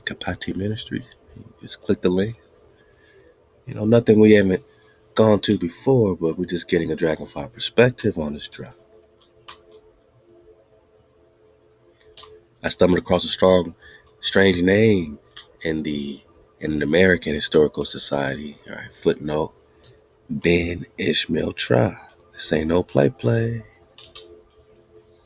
Oh, but they're gonna be. Oh no, these are just some white people that they called Ishmaelite. That they called Ben Ishmael. Ben Ishmael. They're gonna try to make him the victim, right? While they're doing the invading. Oh, the devil. Oh, Thoth is a heck of a trickster. We might get some Thoth airmail tablets, man. I'm feeling like that for the dismount because we need some clarity on this Thoth situation. How he be running from dragons and stuff. Just a fun dismount. Let's go. Because we already know he put the slave vibration, had him cowering at his feet at his display of magic sciences. Remember that in the emerald tablets? And the same slave vibration is the same temple of harmonic slave vibration that's being put out into the world to get these Indians to cower at the feet of Muhammad. Who is Thoth? Who is Thoth? Right here in Atlantis, right? More science, huh? Right? Atlantis, Amexem, right? Y'all did so much walking around these harmonics that y'all caused a literal ice age. Because the little ice age, they say, was caused. One of the causes they say was what? The invasion in America by the European and the multitudes that were slaughtered, they said, could have been a cause for a damn ice age. That means the creator was wroth, right? Was pissed off, right? And it was the coldest time period in America when you talk 1600s, 1700s, 1800s. It was cold. It wasn't sunny California. It was cold, cold, cold. When you talk little ice age around the same time period. So we're not, look, I didn't write glaciation line. I didn't write glaciation. We know what glaciers are.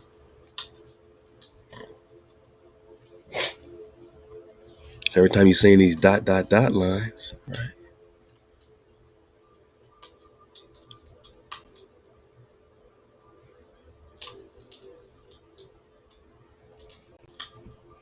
Like right here, you see this glaciation coming up near this Ohio flow, right outside of Louisville, Kentucky, right where the Kentuckians are popping off.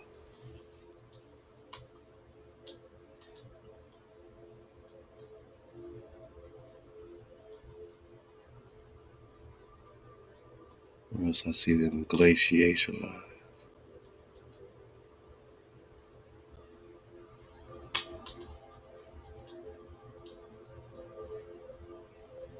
Y'all let me know where else y'all see glaciations, man. I know I saw a few. Here's another one here. Look at this big one. Look at that. Damn. So that's all the same joint. All this is where the damn. So all this is where the glaciers, man. All this was ice. Hmm. All right, that's a lot going on with this sacred mountain of harmonics, man. What's it got to do with the glaciation lines, man?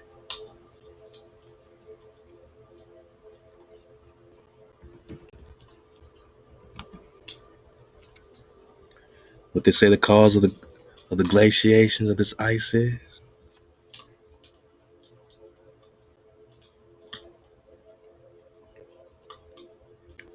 Little Ice Age was a period of regional cooling, right? Yeah, because this is promised land, but they felt it all across the earth plane, they say. Everybody had. Look at this. Several causes. I can't make I can't make this stuff up, right? Several causes have been proposed. Cyclical lows in solar radiation. All right. Lack of sun, all right. heightened volcano activity, changes in the ocean circulation. What? Circulation, right? So when you see these maps that have the water going from east to west or west to east in circular patterns, those circulation directions change. And when it changes, you got these changing of polarities, or it's like a battery. You know what I mean? It doesn't mean that the world is flipping or the ball is flipping. It means that things are reversing, right? Maybe it runs a certain way, when you in cold. Maybe it runs the other way when you out of cold. I don't know. But here's another cause for this ice age. One began 1650, another 1770, 1776, huh? The last in 1850, right? This is the residual of the Tecumseh War with Tecumseh's Nagaz, Chickamauga.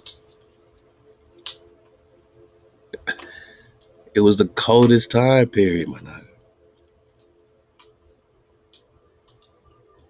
They try to downplay. This might be the real ice age. We done talked about that. All right, so what else is the cause? Inherent variability in global climate and a decrease in human population, such as the Black Death and the epidemics emerging in the Americas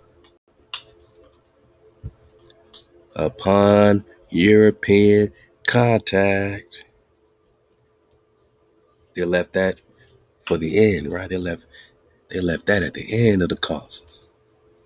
That means it's the beginning of the cause. The invasion by these Europeans. These Europeans look just like you. This is the first European ruler of the Inca, hijacking the Inca with his Jesus.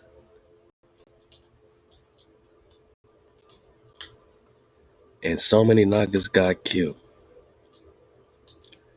So many Nagas got killed. It caused so much of a decrease in human population that HaWah cursed the land with an ice age. And is this when the ice formed in Antarctica or the Arctic? Are we just getting out of a global ice age? As recent as 1850.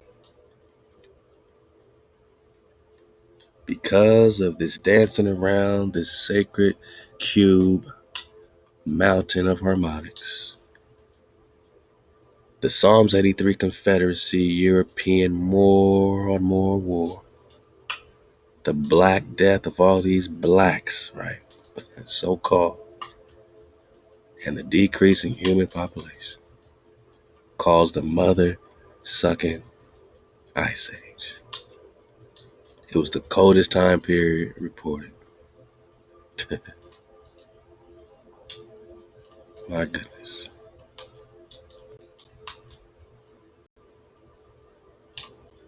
Yeah, you can get a lot more on this ice age. They can't really downplay when they're factoring in great famines, and you know what I'm saying? But the start of the coldest years midway through.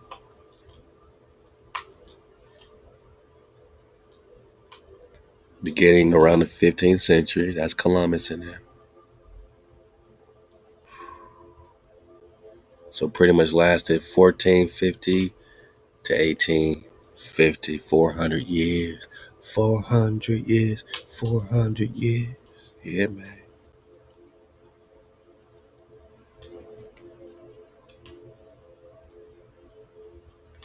These are all everybody's depictions of this climate change.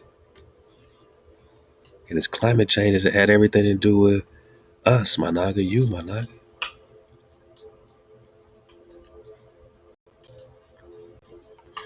This climate change had everything to do with you. The invasion,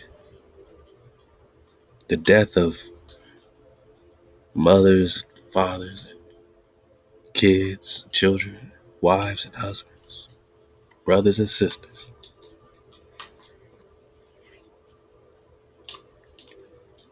Both Europeans and indigenous people suffered excess mortality in Maine during 1607-1608. Extreme frost was meanwhile reported in Jamestown, Virginia. Virginia was frozen, Jack. The virgin land they found, the hijack, was a frozen virgin land. HaWah had cursed, had put a, had shut things down, man. He didn't make it easy on the hijack. Let's just put it like that. Mama didn't make things easy on the hijack. You know what I mean? Wow. The extent of mountain glaciers, which is why you got the glaciation lines, had been mapped by the late 19th century. So this is why they're on the map. Glacier National Park popping off, 18th century, 19th century. Same thing. Because the Little Ice Age took place during the European colonization of the Americas, it discouraged many early colonizers who had expected the climate of North America to be similar to the climate of Europe at similar latitudes. They found that North America, at least in what became Canada and northern United States, had hotter summers and colder winters than Europe. That effect was aggravated by the Little Ice Age, and unpreparedness led to the collapse of many early European settlements. HaWah didn't make it easy on the hijack trying to settle in Promised Land. They're going through droughts, they're going through famines. Naga, we talking Jamestown, Virginia, Virgin Land. It was one of the coldest periods in the last 1,000 years. This ain't no Little Ice Age. It's the coldest period in the last 1,000 years. The Little Ice Age is going on during European invasion, hijack invasion in the Americas, the same invasion that the treaties of peace and friendship are tied in with, the same invasion that the Chickamauga Cherokee are dodging this hijack, treaties and separating and going head up with anything. They wanted all the smoke because they said, we ain't giving you nothing. We damn sure ain't making no peace. Because we got the peace, the covenant of peace. Your peace is our destruction. And our shalom, our peace, is the destruction of the hijack. And that's just how it goes. That's just how it always been. Talking Little Ice Age and glaciation lines and how this, is coming together with this, dragon canoe. Skiagusta, war chief, who moved with him down the Tennessee River away from their historical overhill Cherokee town. Relocated in a more isolated area, they established 11 new towns in order to gain distance from colonists' encroachments. The frontier Nagaz, Americans, associated dragon or dragon canoe in his tribe with their new town on the Chickamauga Creek, which is named after a river of death.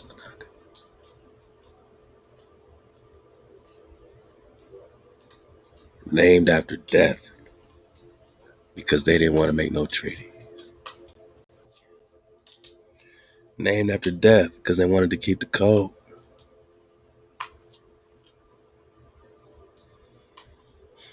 Five years later, the Cherokee moved further west, southwest, into present-day Alabama, where X marks the spot. Follow the town, Alabama. All is also El, like Hebrew. All Abba, El Abba, Ama, huh? Khan. Alabama is El Abba Ama. Oh wow, let's go. Frame and shape. Establishing 5 larger settlements, they were then more commonly known as the Lower Cherokee, a term closely associated with the people of the 5 lower towns.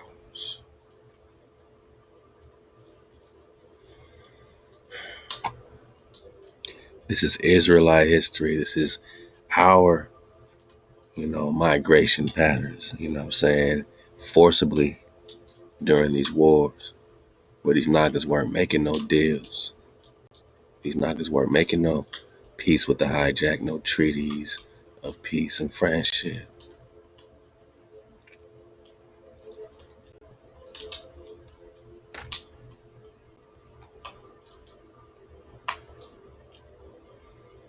Yeah.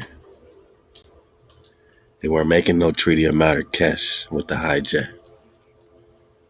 Bilateral agreement signed in 1786 that established diplomatic commercial relationships between United States and Morocco. Nah, we don't need no relation with the corporation.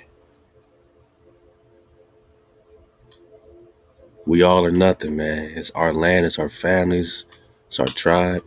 You wanted help to invade Tecumseh because you couldn't do it on your own. You needed help to get the promised land. You needed help to get Jerusalem.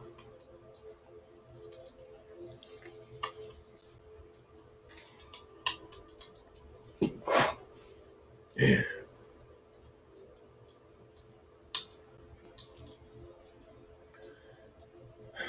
These Nagas that look just like us, right? They needed the help of the local Nagas that we was already into it with. And because we was already into it, having the tribal beef and battles already, they just got in where they fit in and teamed up with our ops, Khan, to take the land. And now you got the Battle of Tippecanoe, the Battle of Thames, and all of this, right? Chickamauga War, Barbary Swan Night War, Tecumseh War, and on and on and on and on and on and on and on.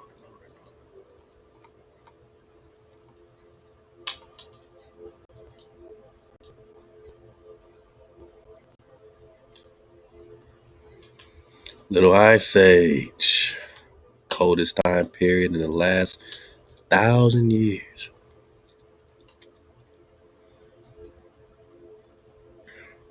1700s, 1800s, causing glaciation lines all over the place.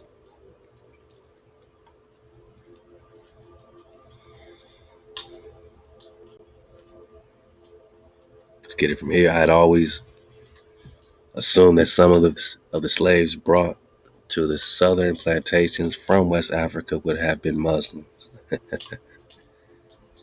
Why? They have a treaty. Islam being a heavy presence in North and West Africa, which is why the Hebrew Israelites were the ones getting put on the boats from West Africa.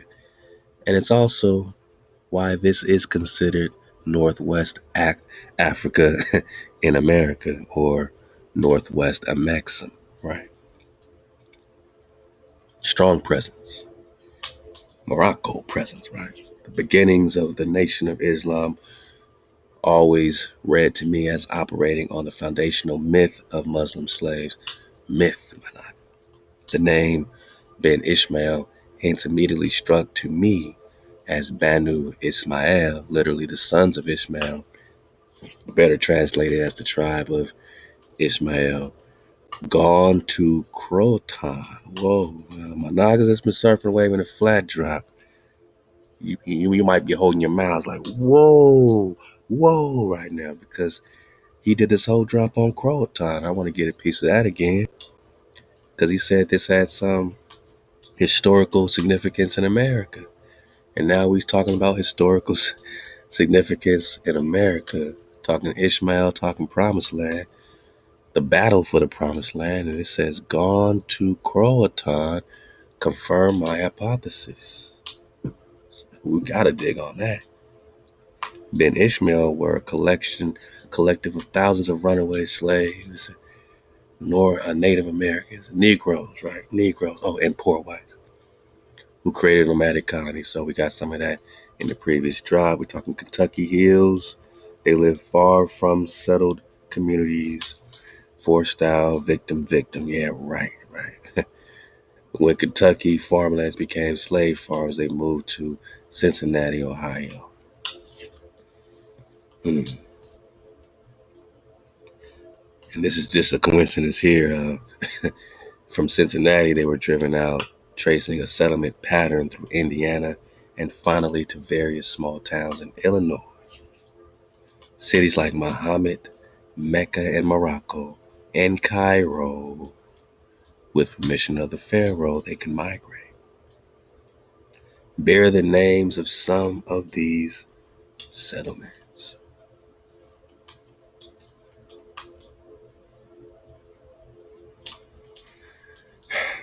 Because for whatever reason, the Ishmaelites left behind cities like Muhammad, Mecca, Morocco, and Cairo. And that has nothing to do with the Confederacy. Psalms 83 against the children of Israel, so your name may be no more in remembrance.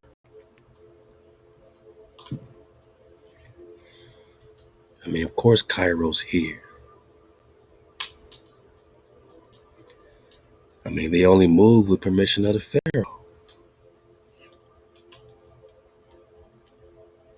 Marrakesh, okay. Well, your Marrakesh ain't our Marrakesh, you know what I mean?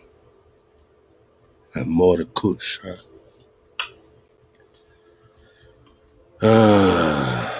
Let's see.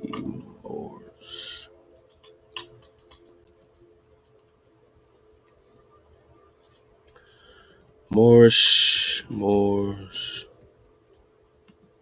migration with permission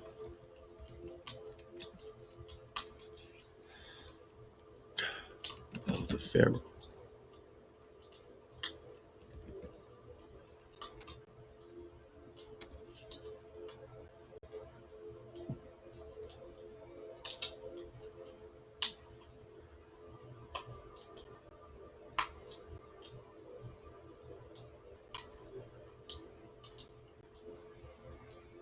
Hmm. Map of Mexico.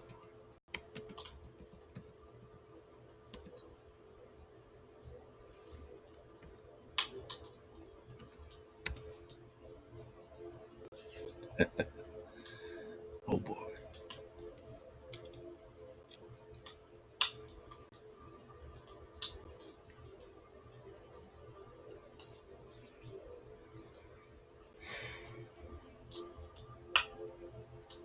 All y'all got is the fuzzies.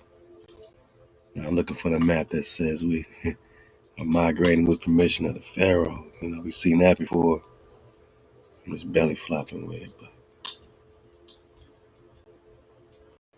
yeah, I mean, to them, this is all Atlantis.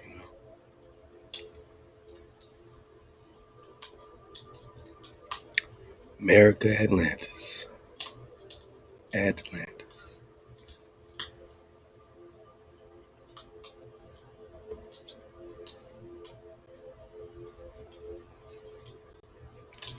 Maxim plus Africa is America. Africa is America, according to these are Moorish maps. It's all Ham and Kush, Ham and Kush. The whole America is just ham to them, you know. Just what it is.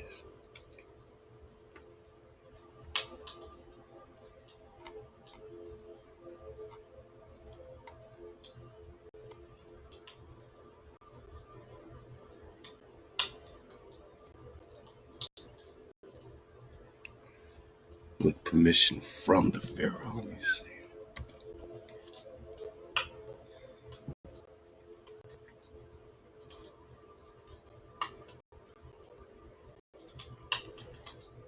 Oh man, this is a OG map I'm looking for. I'm just belly flopping, man. Pharaoh of Egypt.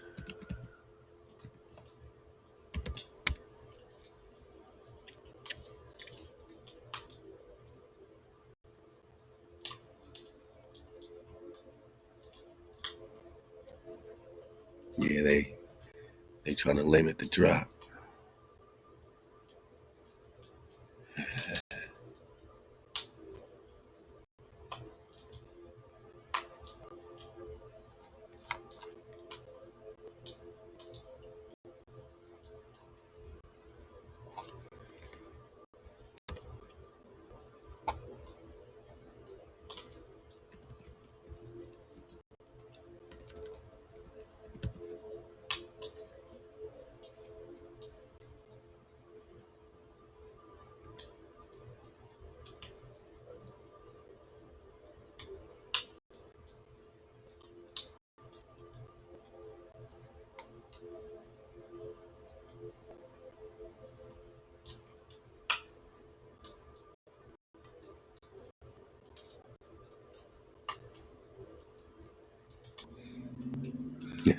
Forget the maps. Let's just see what they say. You know what I mean? Again, another map. America's just all about Ham. And Asia and them was all about Kush. Hey, just Ham and Kush. There's no Israel. You know, Morocco's here, Morocco's there. This is their chapter, whatever, capital empire, the dominion of Africa. And remember, Africa is a maxim, is America. So when they say Africa, they still talking about America, or really the entire maxim is like all the lands together, including Atlantis. All right, so the inhabitants of Africa are the descendants of the ancient Canaanites from the land of Canaan. So we ain't talking Israelites. They're on the other side of the war, right? To them, Joshua is robbing them of their land instead of Joshua reclaiming the promised land. He's robbing them. That's how they feel. Old man Cush and his family are the first inhabitants of Africa who came from this land of Canaan. This is how they teach their history. So Cush and his family were the first. Okay. His father Ham and his family were second. Then came the word Ethiopia, which means the demarcation line of the dominion of Amexem, the first true and divine name of Africa, the dividing of the land between the Father and the Son. Here we go. Sound like Christianity, man?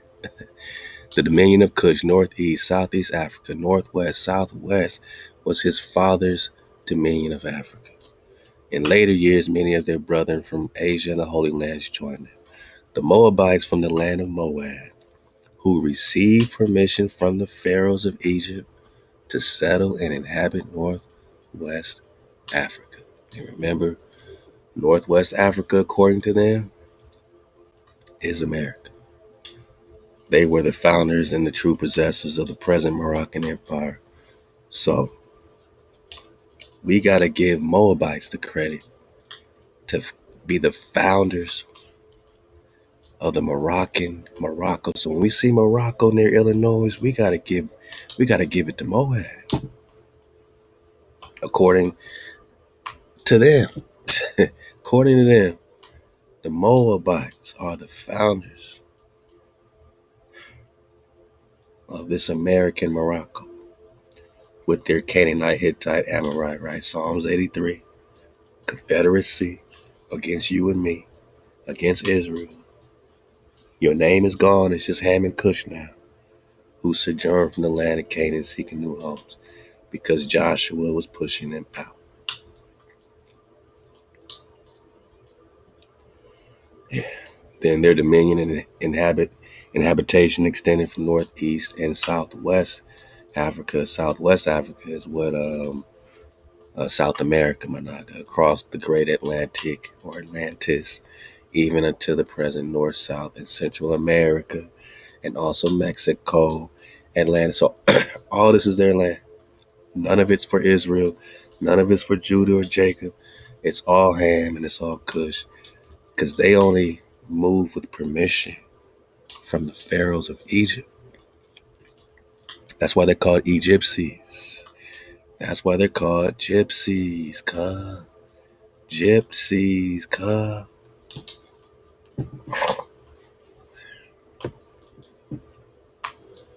So for them to migrate and settle and do anything, they need permission from the pharaoh. Now, who is that? Your guess is as good as mine.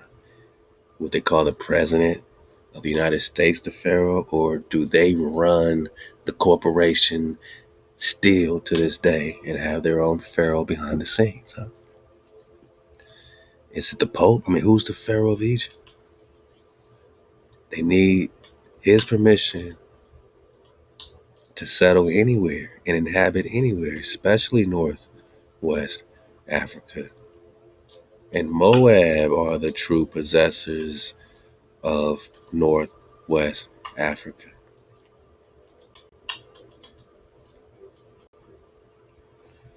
And Northwest Africa,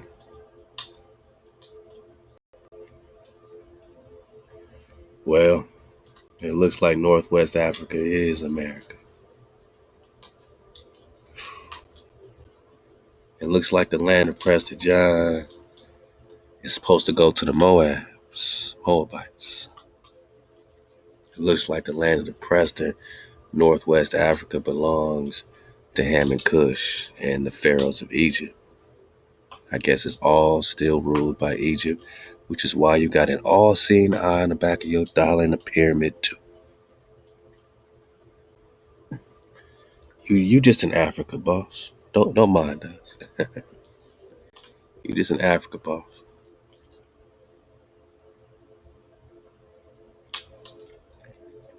Let's go. Gone to Croatan. Where's Croatan? Where's Croatan? And why would it be talking about Promised Land? And what has Croatan got to do with Prester John? Did you know there's a connection between Croatan and Prester John? Right quick, man. Fair use, section 107. Ah, man. Hold up. There is an automated software. Hey, there is an automated software, man. It's called Keeping the Code. It's automatic. Let's go. You're free to leave the comments and explain whatever things you know about the Kingdom of Prester John, about Tanzania, and about this map, about the continent we are looking at. Next, it's time to go into another continent. This time, it's time to go to Minerva, Croatoan. Can y'all hit me with a ping pow? Just give me a ping pow. I can't make this stuff up. Ain't nobody connecting the tribe of Ishmael migration with Croatan. And ain't nobody definitely not connecting Croatan with the land of Prester John. This is Drop Nation Recon. The kingdom of Prester John is outside the second ice ring, right? And without any way to, just do anything about it.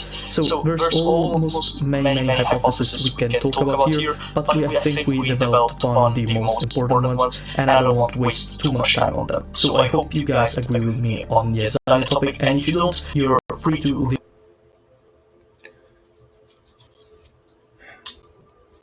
So outside the second ice wall, we'll get the orientation again for you. You got New Cahokia, right? You got the Cahokia Mounds. All that connects also with Illinois and all this drop, right? And then you got the Croatan flow on the other side of the Iowa or HaWah or Ewa, like Avatar Ewa, with the floating islands, like Avatar, right? The floating continent. You got Heaven's Gate.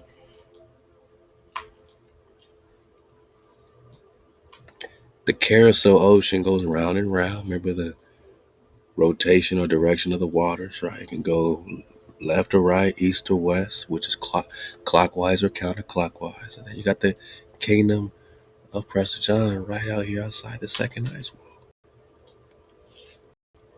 Ain't that something, man? Right? North America, South America, Antarctica. The Christians had to flee. So where to flee when everywhere else is surrounded by Muslims? You had to go at sea. And somehow, in some way or matter, they managed to traverse. He said where to flee when everybody else is surrounded by Muslims. So he's connecting the Muslim flow with the fleeing of this Prester flow, which could be around even the Genghis Khan flow. Then you got Thoth right outside the gate. You got Leviathan Gate, Sentinel Gate. Right, I told you you might get some of that airmail tablets because thought has a lot to do with Muhammad, right? You're talking about a monitoring island right here. What do you say about the Muslims again? Listen up real close. Side of Europe, but the Muslims won. So the Islamic empires won in their fight against the Christian powers of the area, and the Christians had to flee. So where to flee when everywhere else is surrounded by Muslims? You had to go at sea. And somehow, in some way or matter, they managed to traverse the Sentinel's Gate, go all the way out of the first ring, and finally escape into the second ring, and finally settle in Azania, the kingdom of Prester John. So they rebuilt the kingdom of Prester John into a realm in the second ring. So that is the hypothesis that is being proposed in this map, and I kind of love it because it would mean that somewhere, the kingdom of Prester John is still able to exist, and there's a Christian power outside of the second ring. So now that we talked about Azania, let's just consider this as its possibilities. Is it possible? Kind of, I guess. Is it possible that the kingdom of Prester John survived? Definitely. I mean, Ethiopia survived for so long, and it was a Christian empire in a sea of Muslim states, so it's possible that Azania as well survived. But is it possible that they reached all this far away? It was also the possibility that it could be something else. We saw in the map of Terra Infinita of Nos Confunden the possibility of wormholes just opening up and people being transported from one way, from one place to another immediately and without any stop. What does Leviathan Gate got to do with the wormholes? And worms are also dragons. WYRM is also another word for dragon. So dragon holes, Leviathan Gates, land of the wing, yada yada, all this stuff, right? You see all these dragon references. And that the Prester just escaped through a wormhole to lay low for a minute. What does that got to do with the Sambenya? Yeah, Prester got a lot to do with the flat drop. Stopping. So there is the possibility of just that happening and then just going from the old kingdom of Prester John to the new kingdom of Prester John and without any way to, just do anything about it. Right. So there's almost many hypotheses we can talk about here, but I think we developed upon the most important ones, and I don't want to waste too much time on them. So I hope you guys agree with me on the Azania topic, and if you don't, you're free to leave the comments and explain whatever things you know about the kingdom of Prester John, about Azania, and about this map, about the continent we are looking at. Next, it's time to go into another continent. This time, it's time to go to Minerva, Croatoan. So, this is one of those things that, I had heard about previously from this map, but I had not specifically researched it up before this map. So, when researching it, it's wild. It's crazy and it is scary. Whoa. I actually got kind of scared after researching this. Whoa. Because I thought, okay, but what if this actually happens? Is this real? Okay, so let me just explain. So, Minerva Croatoan. First of all, these are two words that don't really fit well with each other. They have two very separate meanings, and these words are, of course, Minerva and Croatoan. Minerva is the Roman counterpart of the ancient Greek goddess Athena, goddess of wisdom, sapience, and military strategy. So many people already know Athena as a pretty well-known figure in ancient Greek mythology and religion, and of course I don't really need to develop on it. Of course, Minerva is the Roman name, so the one that was taken from the Romans, but it is still the same concept, and it doesn't have anything to do with Croatoan. So I don't know really what the Minerva part of this content comes from, and you're free to let me know in the comments if you have any ideas. But the interesting part of this content is the Croatoan part. It is way more interesting than the Minerva part, let me tell you that. So Croatoan was the only word that remains as proof of something mysterious and alien in nature, happening to the first ever colonial attempt of Britain to settle America. So, as you can see, it's crazy. It goes all the way back to the colonial ages, all the way back to the 16th century, all the way back to the United States of America, so it's something that is located in that area, and it's time to elaborate. So, let's start in the beginning. Let's go all the way to America and the map. Let's go all the way to the United States and talk about a guy called Sir Walter Raleigh. He was a British navigator and poet, and he was given the obligation by the Queen of England, Elizabeth the first, to start the first settlements in the territories that now compose the USA. So this was not the first British settlement in the entirety of North America. They did have a settlement in modern-day Newfoundland, Canada. So right, remember, all this is going through an ice age. So all this European invasion led to the Little Ice Age. Just remember that. Factor in the harmonic tempo. We're going to get right back in it. Talk about Kentuckians. Let's go. So it was not the first time they ever attempted something like this, but Newfoundland, Canada was a very desolate place compared to the ones in the other parts of America, and definitely a place easier to settle if you didn't want to have troubles with the natives. While in this case, the Sir Walter Raleigh was basically told by the Queen to start a colony in the area of the Chesapeake Bay, basically, so this area right here. And this area was kind of dangerous because of the populations living in them, because they hadn't been in contact with Europeans yet, so the diseases didn't kill them off, and therefore they were still very densely populated areas. All them diseases didn't kill them all. These were some vigilant Nagas. They moved in, they moved around. With, of course, dangerous natives, because of course, if you're gonna go settle and colonize, you won't have a nice experience with the natives. That's probably the most common thing to expect. So Sir Walter Raleigh embarked in two separate expeditions and attempts to create a settlement on the East Coast, but both ended in failure. The first of these attempts was carried on the island of Roanoke, next to North Carolina's mainland. So we're talking about something like right here, alright? So once again, you can see this word, Roanoke. Apparently, Roanoke was the name given to the island east of the North Carolina area. So you can see these small, very small green things on the map. Of course, this map is very big, so you can't see these small things very nicely, but these are the islands that are near North Carolina, and one of these is Roanoke. So basically, the first attempt at this settlement was a failure due to its arguments and violence between the settlers and the natives, that culminated in the settlers burning down a native village called Aquagoskok, and the natives retaliating by expelling the settlers out of their land.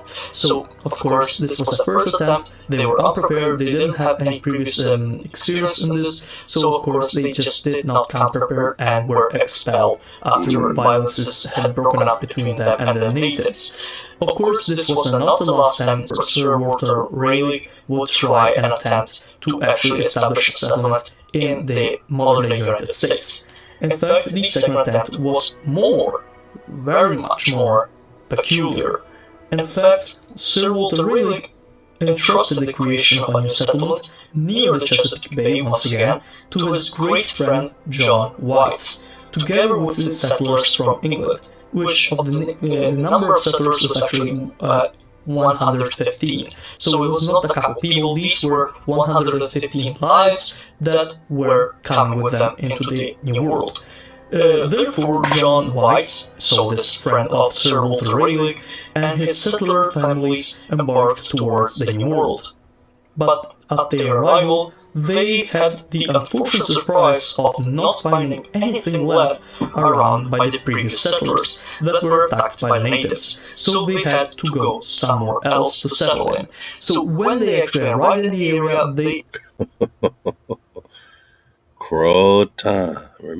Just remember.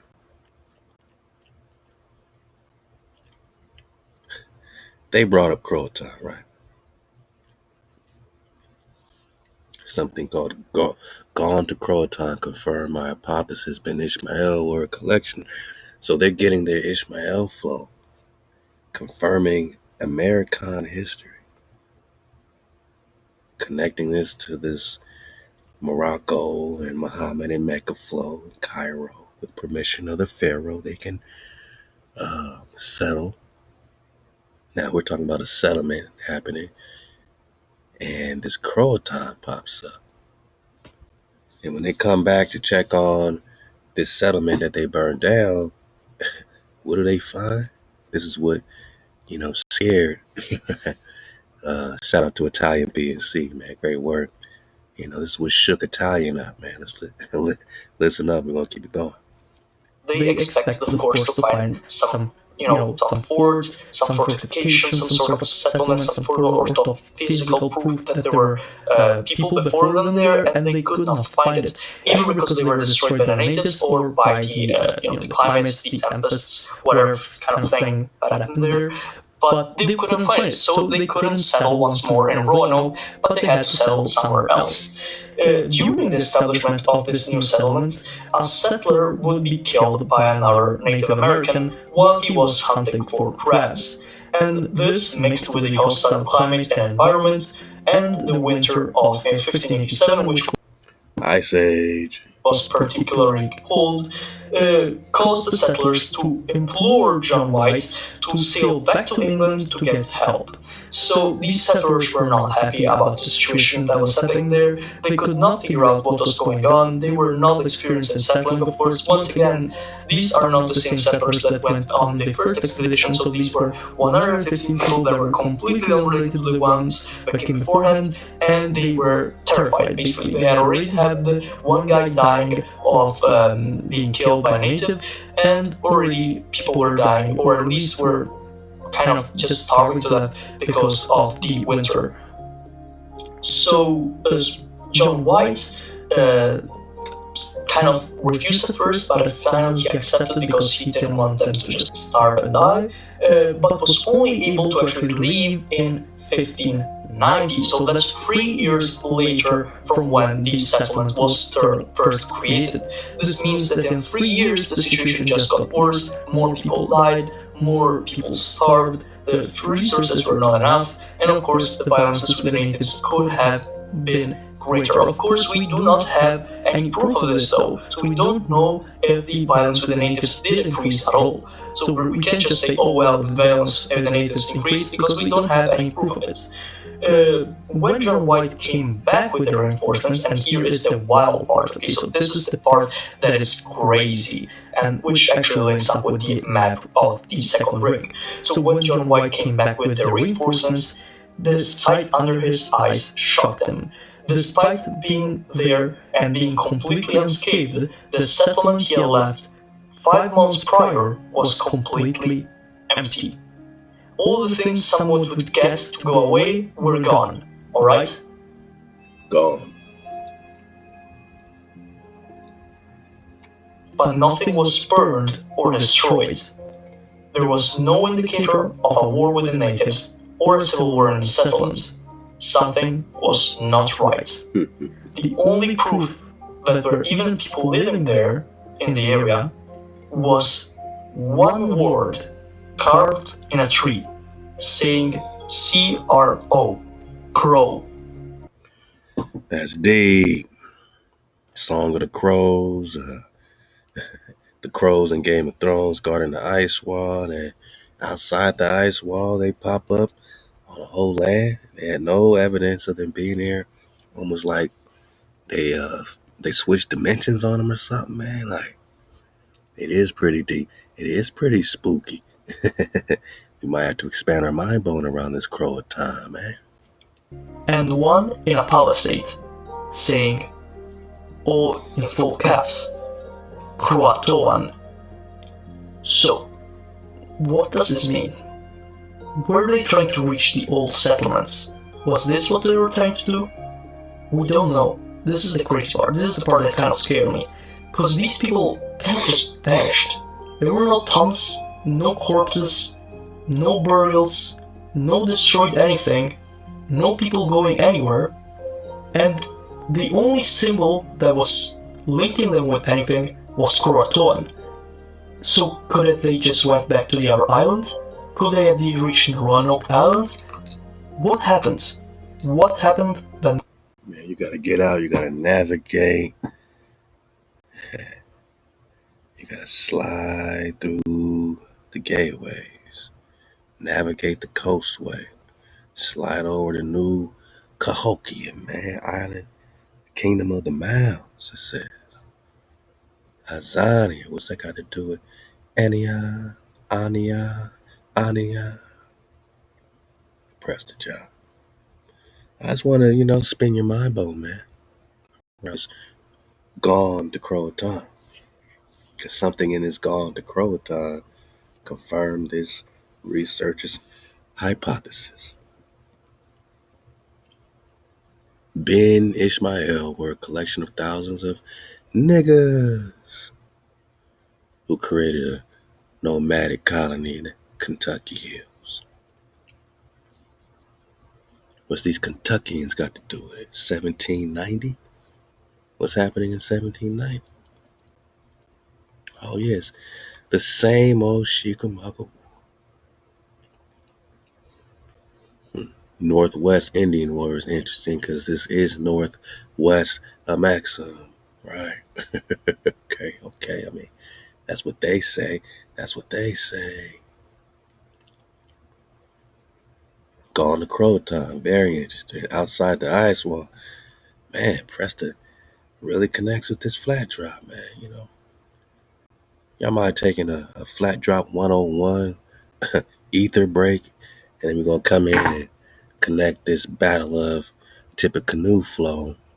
And we're just talking about indigenous cons and the indigenous truth, man. We over here fire dancing, man, and popping off. Wow, man, hold up, man. We might just gotta pop, man.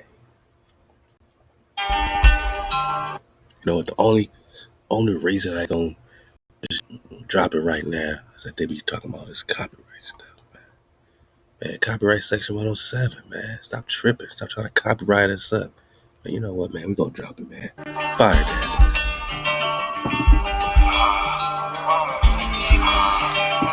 CJ Battle, my jigger, Yosef Reed, they go. Open flames on my name, super saiyan from my range, feel my pain, ether rain, vortex rage, press the vein, whoa.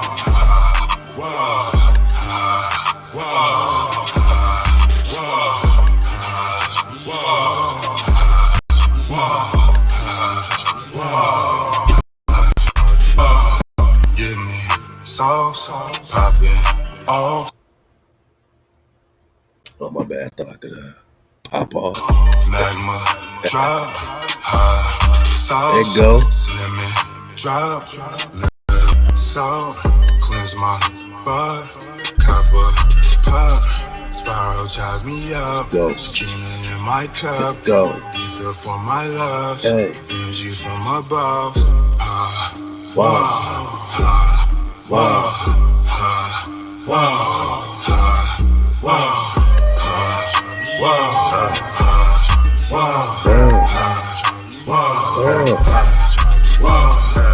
Nine codes is the cheat code. Leave a hijack under these toes. Ask my jig, we done been old. 1991, he done been chose. 1999, with the Prince know. Elevator went to the 10th floor. Shaka wall tent on my gemstone. Black lava rocks on my chest bone. Speaking to the calm, better switch tones. Right cross, leave you as the flinch mode. Barney rubble down to the Flintstone. Barnes Noble got it like a Prince mode. Exodus 20 got me in code. The height they be robbing the tempo. Kick the robbers out your gates though. The robbers are beat of the mental. The beats of your thoughts that told Texas Sylvanus and Gardigans. Now you must start again. The beats is not the inception. The dream within dreaming, all passion, no reasoning. Like a dope beat without seasoning. Ignoring the reach that we seasoning. Cooking the design that we feeding in. Burning the bush, how I speaking in. Burning the kush till we meet again. Fight for the cop to the bitter end. Spark out their life like a Peter Pan. Found the youth, I'ma start a trend. Thinking we done, they don't understand. Spark on the ground for my fire dance. Word to the tribe, we got fire plans. Law on our hearts so we understand. Brothers now too afraid to shake hands. Mass plus COVID equals new man. Damn, new moves got the wolves howling. Never threw the towel and they might say we wildin'. Damn, fire pits blazing for the fire dancers. We light up the fire for all the masses. Outlining chalk wrapped in plastic. Rolling up massive, let's pack the class.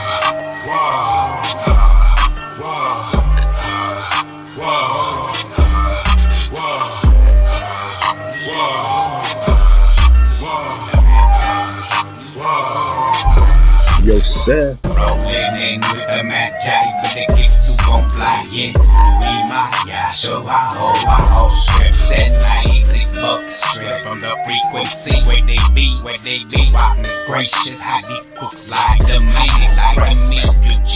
Refuse my way of life, indoctrinate me. Let the Prester consummate me. Shakina in my cup, eat like me up. Copper build me up, I take my breath. It's been dry since death. Finish me with everlasting breath. Zion be a wash footstep. Even in death, my ruach submit to the first and the last. Nagaz is back from the past. Can't phantom concept, so they trust in Johnny the Bath. Hijack beneath me, 300 strong like Gideon. When it comes to the opposition, keeping the code is admission. Chaos be the composition. Keep straight in your position. We on a mission. Overstand your intuition. Your conscious perspective on gamma ray, plasma, melanin charge, bogus corona discharge. Water I splurge, chaos I diverge. To the campfire I emerge. Something like burning seal. Elijah's memories delayed. For why I'm a redeemer. Oppression, how you misled us. I blame only us. I became churchless. Wow. Wow. Wow. Wow. Wow. Wow. Wow. I feel like the Avatar. Rapping my crystals in gold. They tryna knock me off.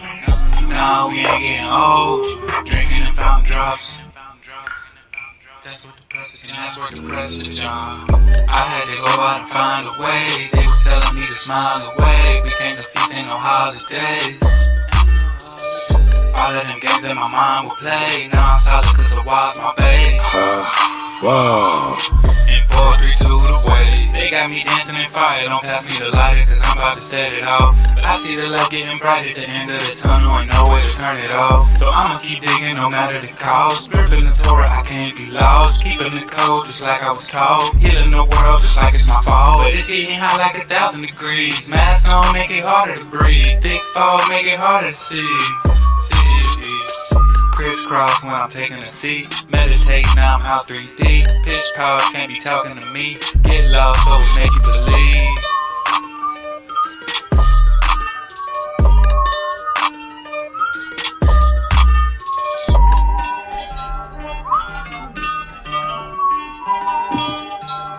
CJ Battle.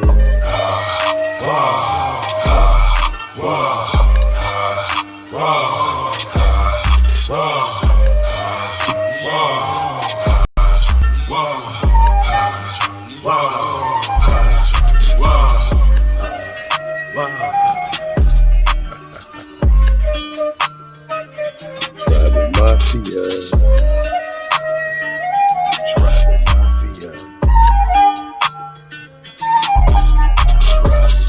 Drop Nation. Yeah. Naga, we've been patiently waiting, man. Fair use in your caboose ball, man. Alright.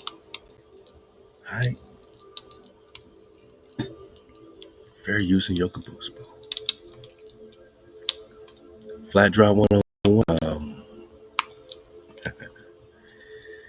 This was brought to you by Flat Drop 101.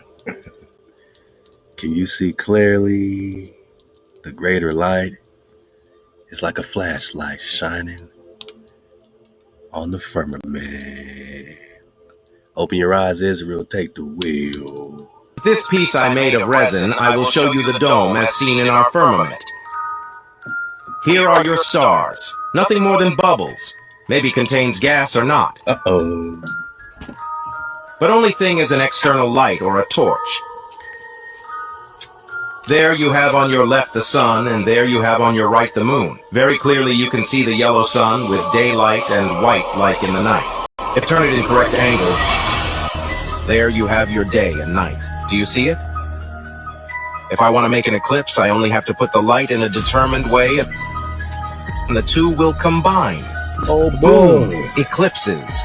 Alright, this is a simple way so you can understand how I see the firmament. Oh boy. Now you can come up with your excuses. There you can see two lights. Yellow for the day as sun, white for the night as moon. Oh there boy. you have it. one more time. Oh boy. Body bag. With this piece I made of resin, I will show you the dome as seen in our firmament. Here are your stars. Nothing more than bubbles. Maybe contains gas or not. But only thing is an external light or a torch. There you have on your left the sun, and there you have on your right the moon. Very clearly you can see the yellow sun with daylight and white like in the night. If I turn it in correct angle, there you have your day and night. Do you see it? If I want to make an eclipse, I only have to put the light in a determined way, and the two will combine. Boom! Eclipses. Alright, this is a simple way so you can understand how I see the firmament. Now you can come up with your excuses. Ain't that beautiful, man? So simple. So simple. That moment was brought to you by Flat Dry 101. Let's go. Go on to Croatan. Yeah, things are disappearing beyond the ice. Kentucky. Muhammad and Mecca's in Morocco.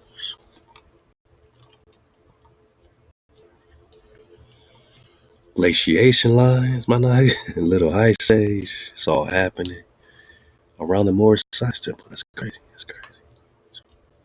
Crazy talk. A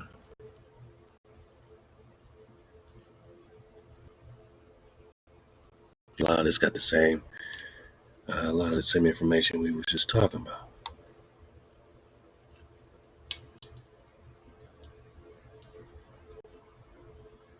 But their larger impact was on the cultural memory. Uh-oh. Oh, man. I mean, Confederacy 83, Psalms 83. So that the name of Israel be no more remembered. The founding of Nation of Islam obviously owes a lot to Ben Ishmael history in America. But their largest impact on the cultural memory of Black America. Now you don't know who you are, where you came from, nothing, right?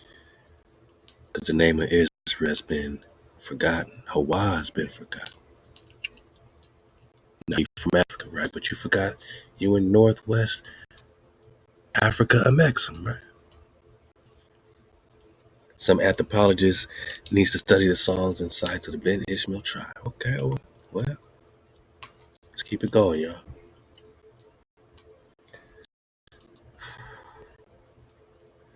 I pulled up this link to searching this out a little more.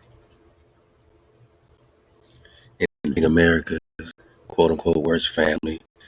Get down some of this Ishmael drop right here in America. I'm just picking up on page 27. Y'all still got the water flowing? Y'all still got the fire burning?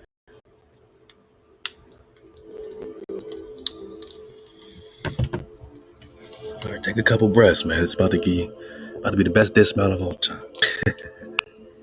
Best dismount of all time. Prester 125.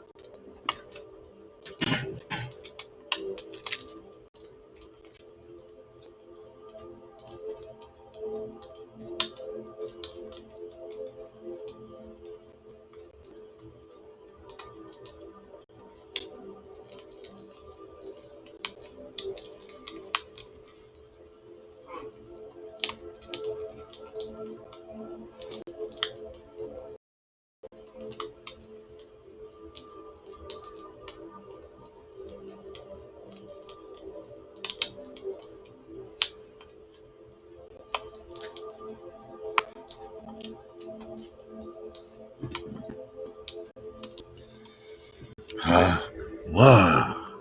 January 20th, 1878.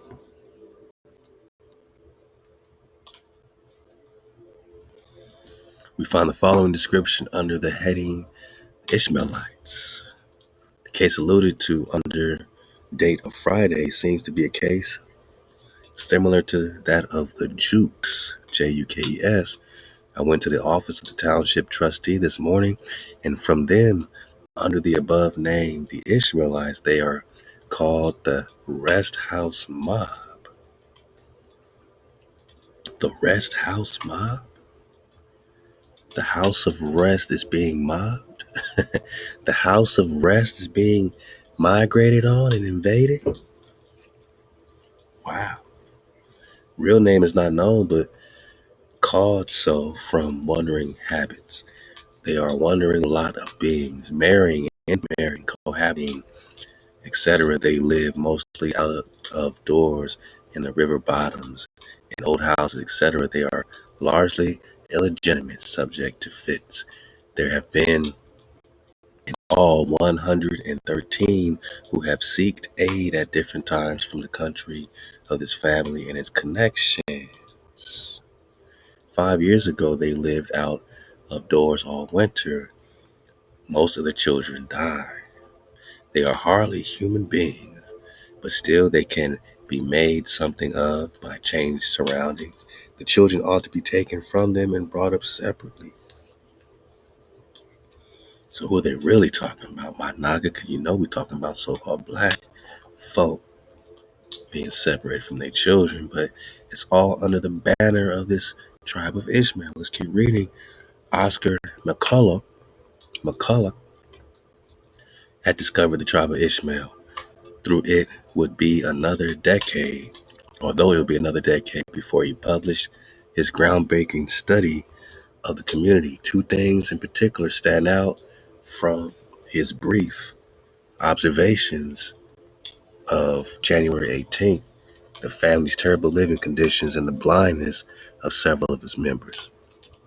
In detail, that would become a trope in later accounts of the tribe of Ishmael. In those accounts, the blindness and various Ishmaelites would be attributed to syphilis. Remember the Tuskegee experiment, my night, and therefore the sexual licentiousness, or we're just talking about Tuskegee experiment.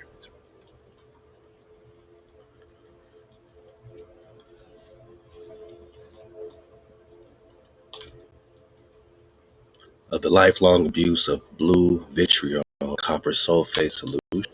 What?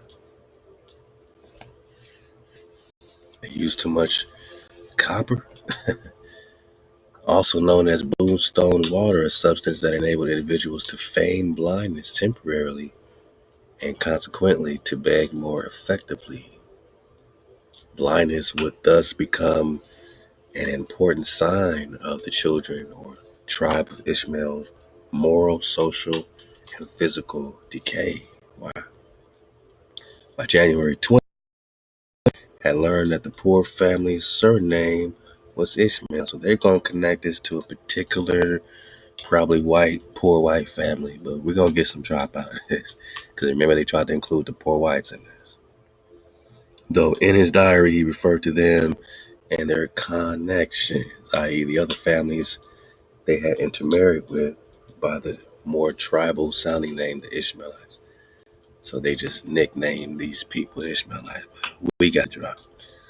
The decision reflected McCullough's initial, though mistaken, view that Ishmael was not the central family's real name, but a derogatory nickname. So it says, though mistaken view. So somebody knows that his view of them just being a nickname was mistaken. Applied to them on account of their habits by transforming Ishmael into Ishmaelite, McCullough stressed the name's symbolic function and also began the rhetorical process of transforming the poor family he had encountered into a central unit of the tribe of Ishmael.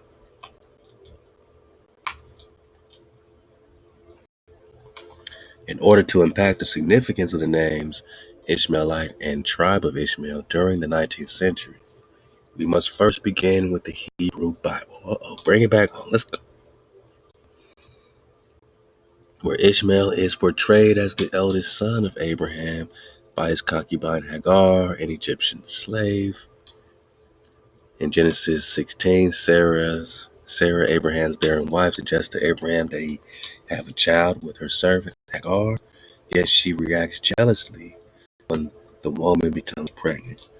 To avoid the wrath of her mistress, Hagar escapes into the wilderness, where an angel of the Creator appears to her and declares that her unborn son will be named Ishmael, which means God hears. Because God heeded her suffering, the angel asked that Ishmael's descendants will be too many to count, and that he should be a wild ass of a man. Oh boy, always showing his backside, man. Let's go. His hand against everyone. Migrating, invading, and everyone's hand against him. He shall dwell alongside of all his kinsmen. In the next chapter, HaWah blesses Ishmael and makes him the father of 12 chieftains, but also tells Abraham that his covenant will be established with Isaac, the patriarch's yet unborn son with Sarah. Sarah's son. Later in Genesis, Ishmael is described as living in the wilderness, and his descendants, a wandering caravan of Ishmaelites, are depicted as selling Joseph to the Egyptians after acquiring him from his brothers. Other biblical references to the Ishmaelites portray them as enemies of Israel, who plundered the land.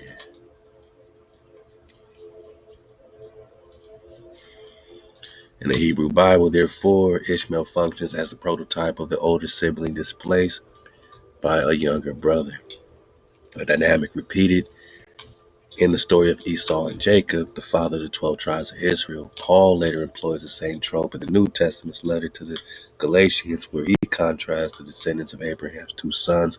The older son's descendants, the Ishmaelites, are slaves, while the younger son's descendants, the Israelites, are free men. Okay, yeah, right. Because you made a confederacy, a treaty on these nights, on us. In an ironic twist, however, according to Paul's allegorical interpretation, the Jews have become like the Ishmaelites, while the Christians have superseded them as the new Israel. This is what they walk around high and mighty today. They think they knew Israel. What about old Israel? They're done away with. What about the Old Testament? It's done away with. What about the old law? It's done away with. Everything is out with the old, in with the new. Here comes the new tune. Post-biblical Jewish authors like the historian Josephus identified the Ishmaelites as the ancestors of the Arabs. Well, we ain't talking Arab proper. Go get the tribe. Later, during the medieval period, this link led to the association of the Ishmaelites with Islam. Okay, let's talk on it. Indeed, 7th century non-Muslim authors frequently refer to adherents of the new religion as members of the tribe of Ishmael. Right? We got Muhammad, Mecca, everything connected with the migration of Ishmael, right?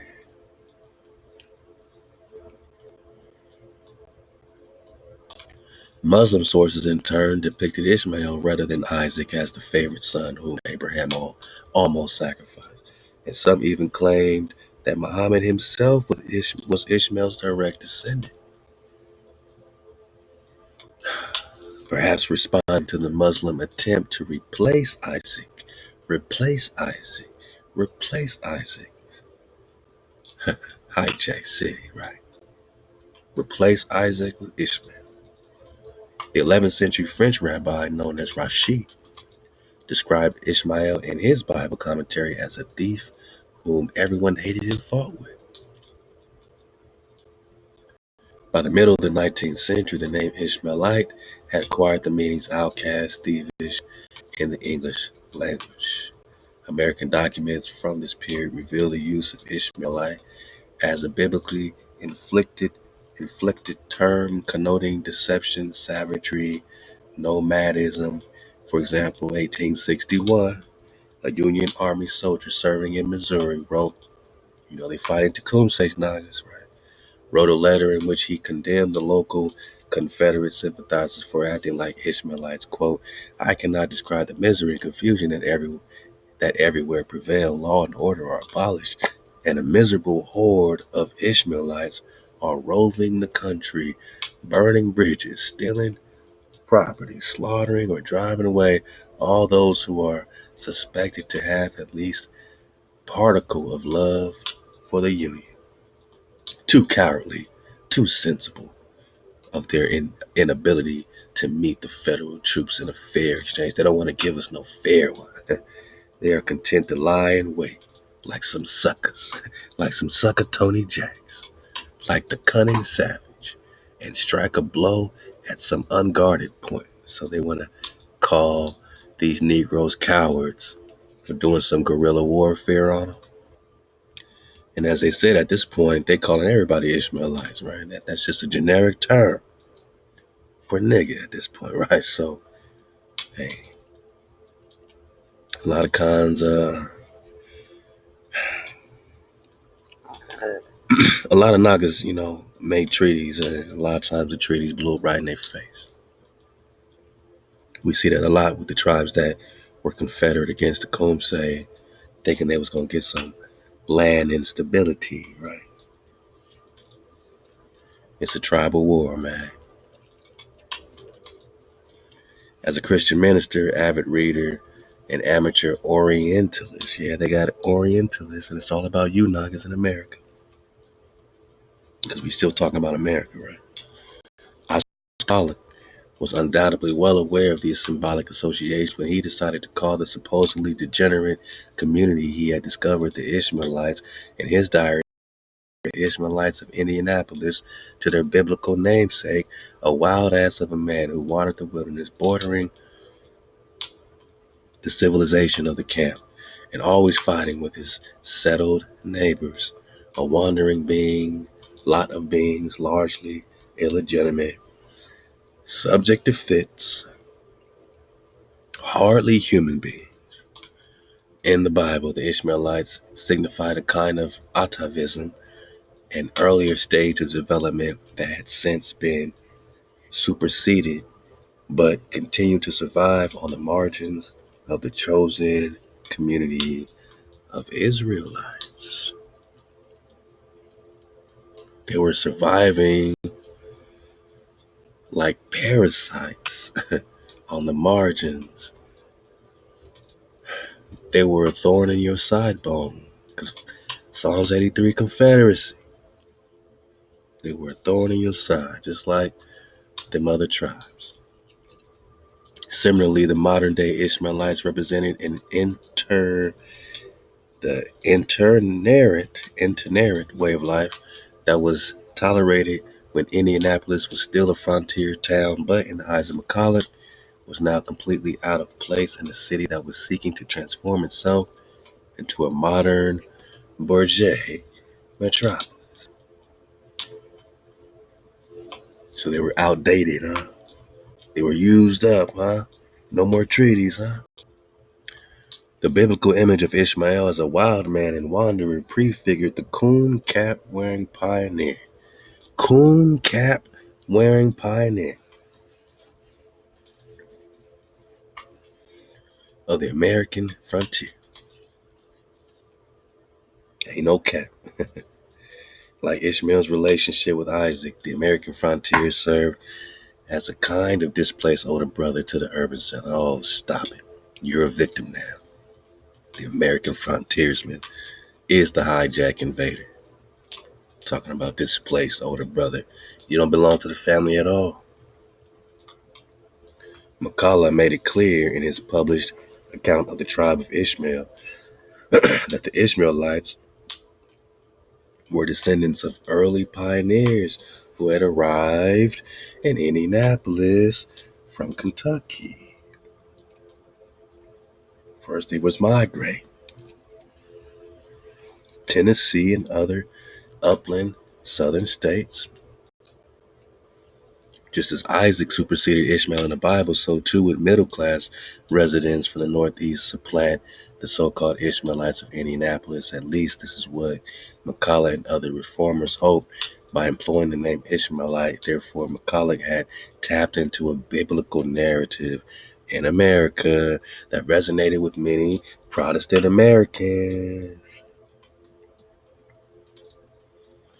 who saw themselves as the New Israel, boss. Hijack City. To be an Ishmaelite within this context signified kinship with, but ultimately exclusion from, the chosen community. Ironically, however, it also represented the stubborn survival of an earlier American idea.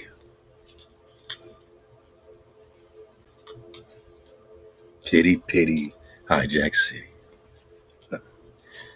The restless wanderer of the frontier, it was this heroic, if ambivalent image that James Fenimore Cooper had earlier exploited in his popular novel The Prairie, when he decided to name his wandering protagonist Ishmael. Something else to dig on this prairie, right? Like Cooper, McCulloch appreciated the powerful significance of the name, and in his future writings on the tribe of Ishmael, he would deliberately exploit its different symbolic registers. One of the most important of these registers involved the traditional identification of Ishmael with Islam. Unlike Hugo Leeming a century later, McCulloch never claimed or even implied that the Ishmaelites of Indianapolis were actually Muslims, yet he subtly invoked contemporary views of the Islamic East as a culture in decline, bypassed by the supposedly more civilized Christian West. When he coined the Muslim-sounding names Tribe of Ishmael and Ishmaelites. Happily for the historian Oscar McCulloch, was a precise man who diligently recorded the books he read in his diary. Indeed, he even went so far as to write down the price of each book he purchased. From these detailed diary entries, we know that in the period immediately preceding his discovery of the tribe of Ishmael, McCulloch had become intensely interested in Islam and the Near East. Throughout 1877, he acquired a veritable library of contemporary Orientalist works, there's that word again, right? Including Frederick Bernaberry's Ride to Kiva. Remember, Kiva is Hiva or Eber or Kivera. We got to get that. Ride to Kiva, Robert Arnold's Through Persia by Caravan, and E.A. Freeman's The Turks in Europe, The Last Bargain at only 15 cents. April 17th, 1877, McCulloch noted in his diary that besides completing Barnaby's book and beginning Arnold's, he had come across an essay by Edwin Godkin entitled The Eastern Question concerning his newfound passion. McCulloch observed rather gloomily, quote, "It is a good time to study up on this Eastern question if life is long enough." Less than a week before he discovered the Ishmaelites, on Monday, January 14, 1878, McCulloch recorded a diary entry under the heading, quote, "Muhammad's Sermon on Charity." God, all happening in America. Nor did his interest in Islam wane in the months following his discovery. For example, on February 17, 1878, McCulloch completed writing a sketch on the rise and growth of Turkish power in Europe, while a week later, on February 26, he read the resemblance of the Arabs to the Old Testament people, containing what he cited as Baskin's Abyssinia. Remember Abyssinia? Who's the emperor of the Abyssinians?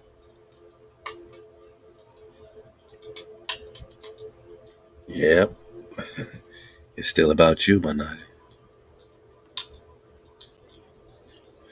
Late 19th century Orientalists like Edward Godkin and Frederick Burnaby diagnosed Muslims, aka Ishmaelites, as suffering from terminal case of cultural decay.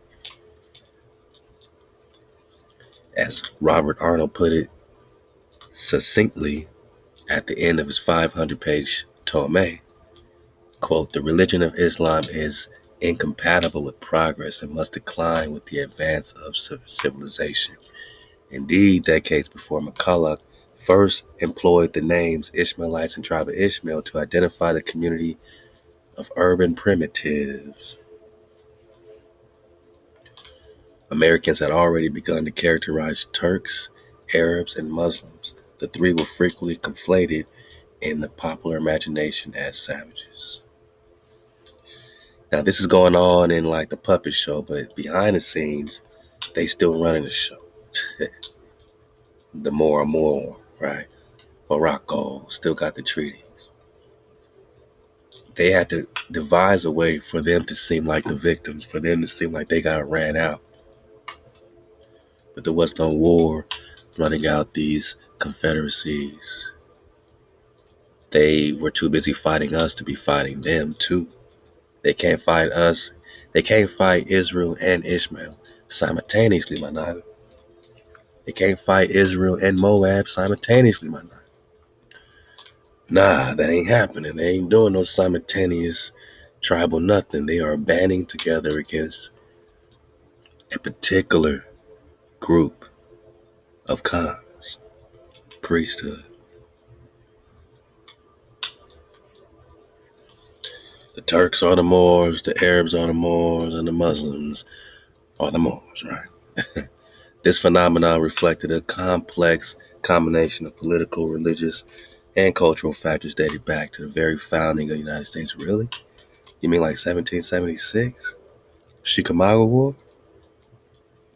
One of the earliest phases in the development of this distinctly American brand of Orientalism was the conflict known as the Barbary Pirate War. Right.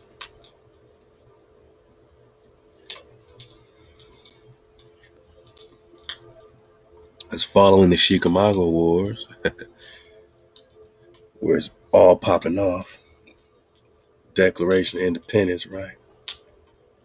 You got the Barbary, and the Barbary is Hebrew for swan. The swan's connected to the Swan Knights, Sylvanus to Texas, and genealogy never connects this. Now we're talking Kalelus and Corvera, right? A little more, let's get a little more, man. I'm having a good time in this doc because it's bringing us on home to our Tecumseh flow. So these cultural factors dated back to the very founding of the United States, right? Okay. Now they had this Barbary War. This struggle raged on and off from 1801 when Thomas Jefferson first refused to pay tribute to the Northern African pirates. And all right, so here goes the victimized stuff again. North African, are we still talking Morocco, right? Okay. So Thomas Jefferson refused to pay tribute to Morocco. Meanwhile, Morocco and the United States still have a treaty of peace and friendship. So Morocco was getting a tribute from this president, which is why I'm saying that Morocco, North African Morocco, Northwest African Morocco, a Mexican, must still be behind the scenes getting their tribute. Because as soon as Thomas Jefferson refused to pay these Moors, here comes the Barbary Wars, right? But we know it's really about the Swan Knights. 1815, when James Madison finally eliminated this threat to American ships. Okay. In addition to tribute, the Barbary pirates also took Europeans and Americans captives. Some more and more war.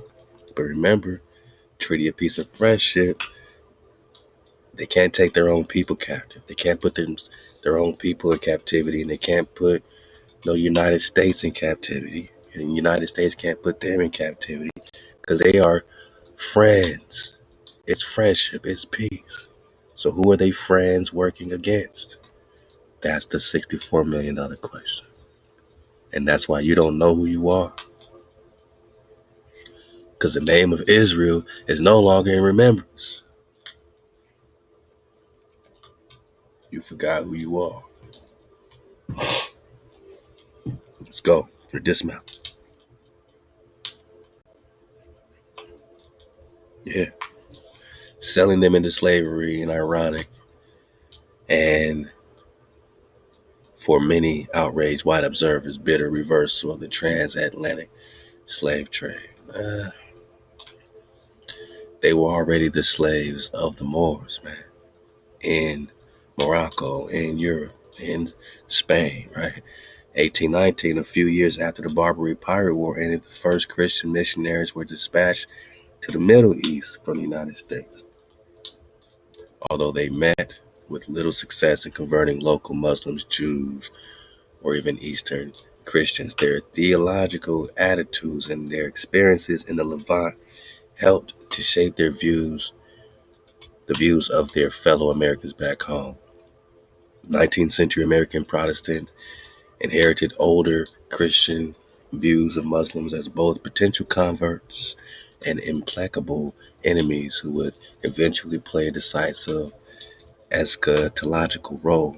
Many interpreted the New Testament's book of Revelations, chapter 9:3, from, quote, from the smoke came locusts on the earth. Their faces were like human faces, as referring to Muslims. Okay.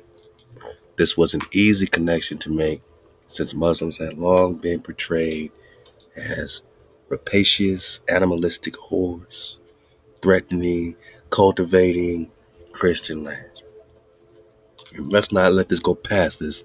Let us find the truth. When you dig on the etymology of a Muslim, it's not even referring to Islam. It's just referring to a promise and a people of the promise. So don't let them use word matching when they talk Muslims and all this stuff against Muslims. These Muslims were still us too, because these were just people of a promise or people of the promised land. It had nothing to do with Islam. It's a promised land Nagaz, a lot of them. That's who they're calling animalistic and all this stuff. Similarly, the Ishmaelites of Indiana were pejoratively labeled grasshopper gypsies. Why we keep seeing this gypsy thing pop up? Because they supposedly stole farmers' crops during their travels. All right. They're labeled gypsies because they moved with permission of the pharaohs of Egypt. They are gypsies, my nigga. Gypsies. And we talking Prester John and the gypsies. Y'all got the drop. Y'all got the ether packs, man. Yeah, it's a whole document by David J. Niemeyer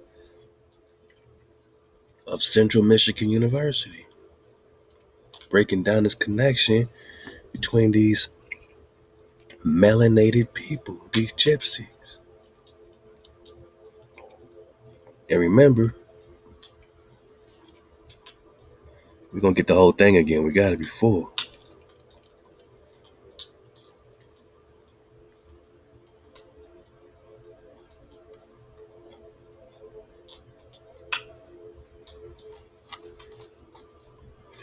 Slow down, drop. You're moving too fast.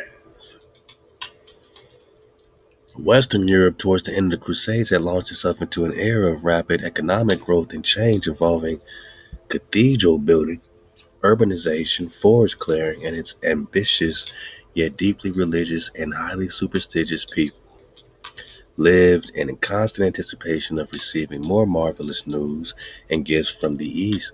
Their expectations, no doubt, had some specific relationship with Scripture. Matthew 2, verse 1 through 12 in the Bible describes the arrival of wise men from the East bearing rich gifts. There is an interesting paragraph written in the 13th century by the English philosopher scholar Roger Bacon about some exotic strangers in Western Europe called Ethiopians. So if Ethiopians are black people, then who are these black people in Europe? I'll wait. At the same damn time, right? We're talking Prester John, 1200s, 1100s, Genghis Khan takeover, 1200s, 1300s, 1400s, they find you, right? So who are these blacks in Western Europe? Europe, that's Spain, Italy, all that.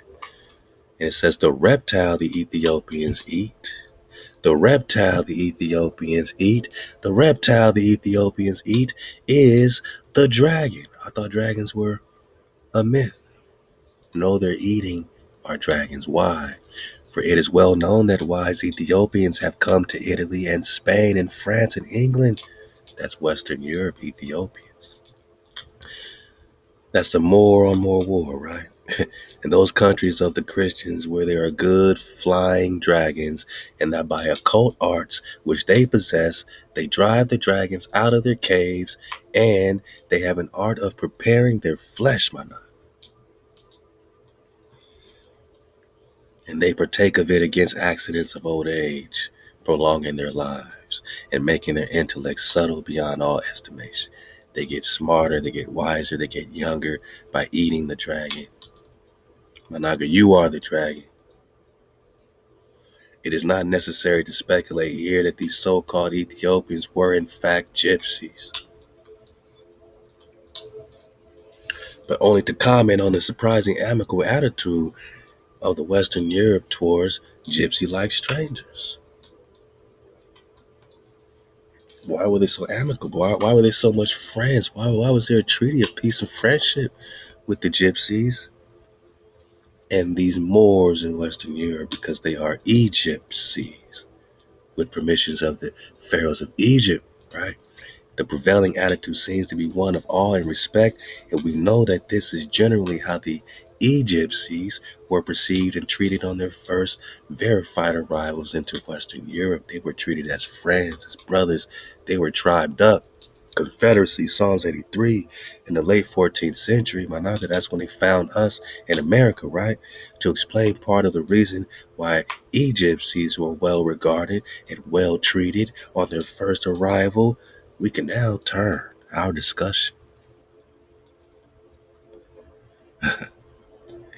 We can turn now to a discussion of Prester John and his legends. So now we got to talk Prester John.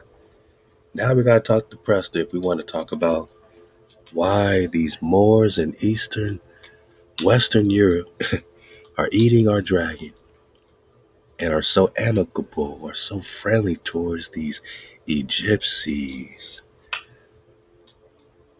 So when they talking gypsies, they're talking about the ops. Prester's ops. We're talking about Egypt in them, right?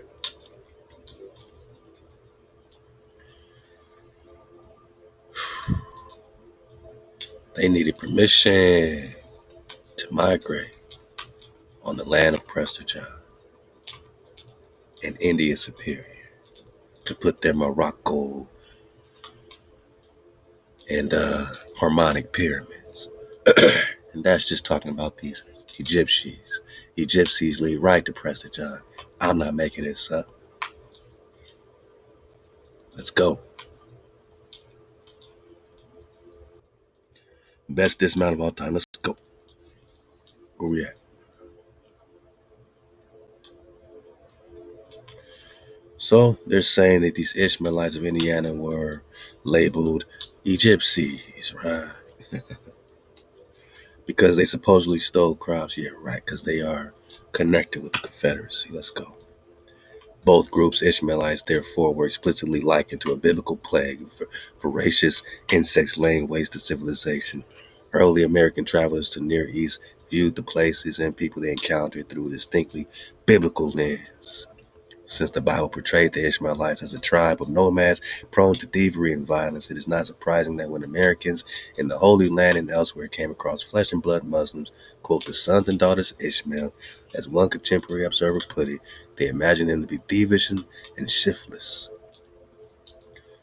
During the same period that the Americans began to physically encounter the Near East, they were also rapidly expanding westward in self-proclaiming manifest destiny. Like the Near Eastern frontier, Americans understood the West in explicitly biblical terms, frequently likening their conquest of the Indians to the Israelite conquest of the Canaanites.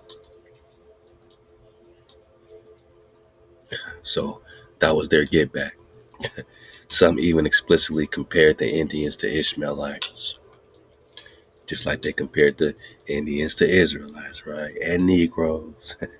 And what else? Let's keep reading.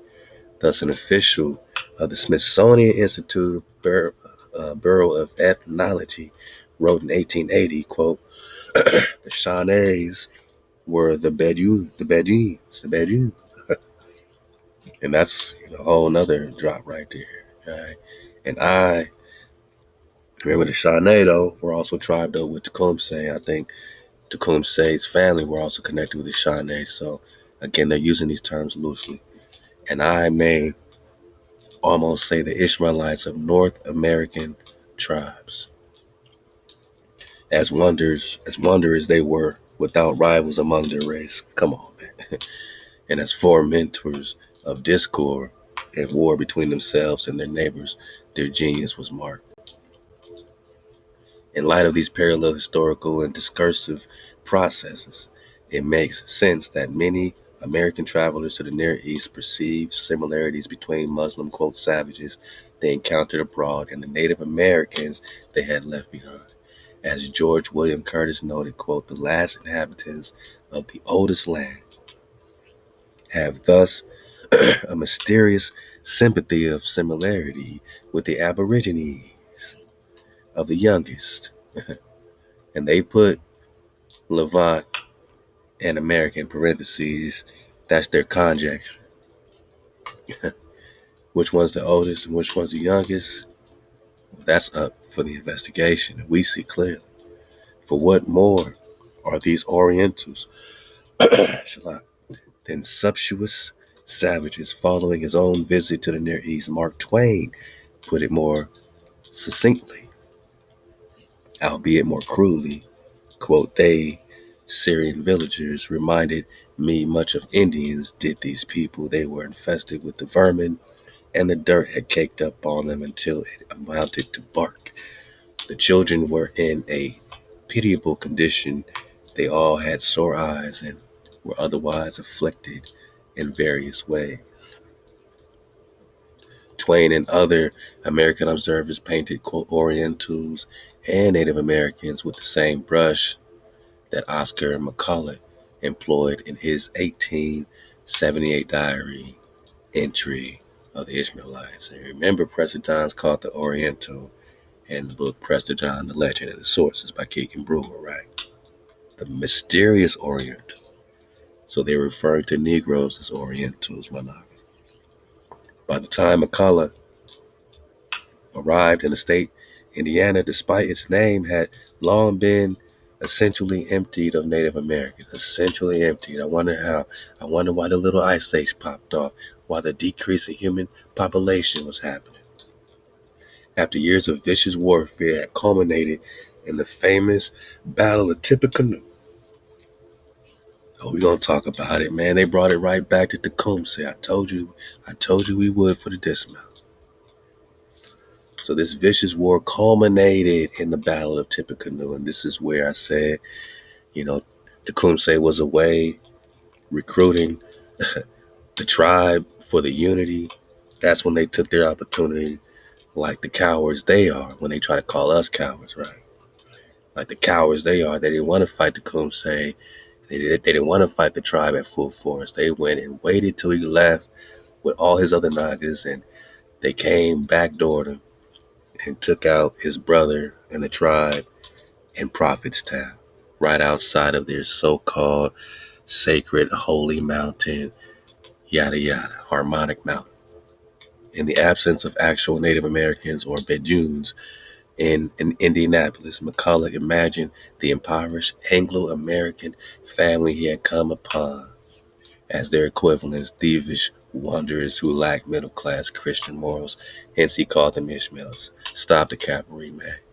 We know all this is happening recently. The Israelite, Ishmaelite, Moabite wars are happening recently. To this day, my love. A name that invoked comparisons with both Muslims and Native Americans in the 19th century imagination. The tribe of Ishmael, thus, was not the first case of a marginal community in the United States being associated with Islam, as Native Americans were frequently likened to Ishmaelites, both the biblical and contemporary varieties.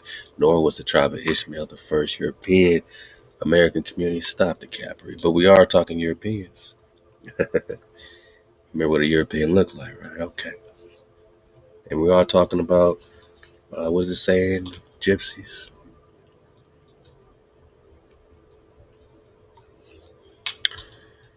Europeans, right? Exotic stranger. It is well known that these wise Ethiopians have come to Italy, Spain, France, England. We're talking Europeans, right?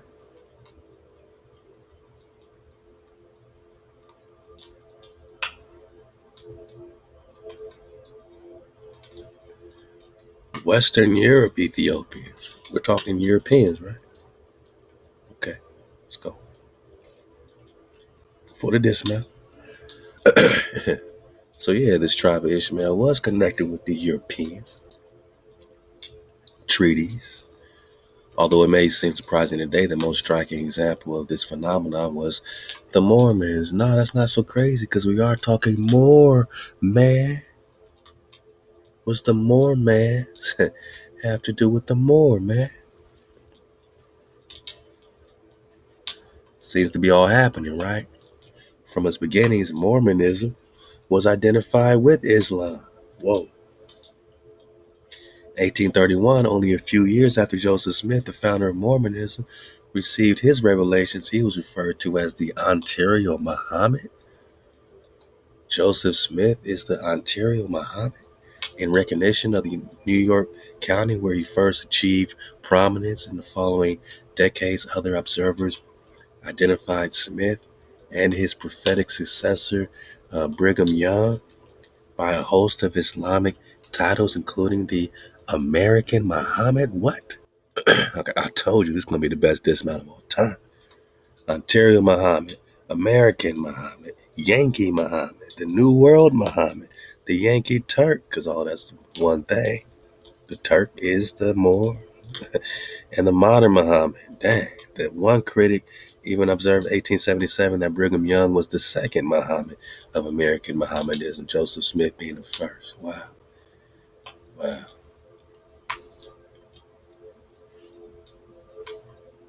Man, you want to keep going a little bit more, man? In addition to these monikers, critics drew a host of parallels between Mormonism and Islam during the 19th century. Such observers likened Mormon polygamy to the Muslim harem. The Mormon trek west to Muhammad's flight from Medina, Salt Lake City to Mecca, and the Book of Mormon to the Quran. They also wondered whether Joseph Smith and his followers would, quote, like a second Mohammedanism, extend itself sword in hand. Would they fight with the sword?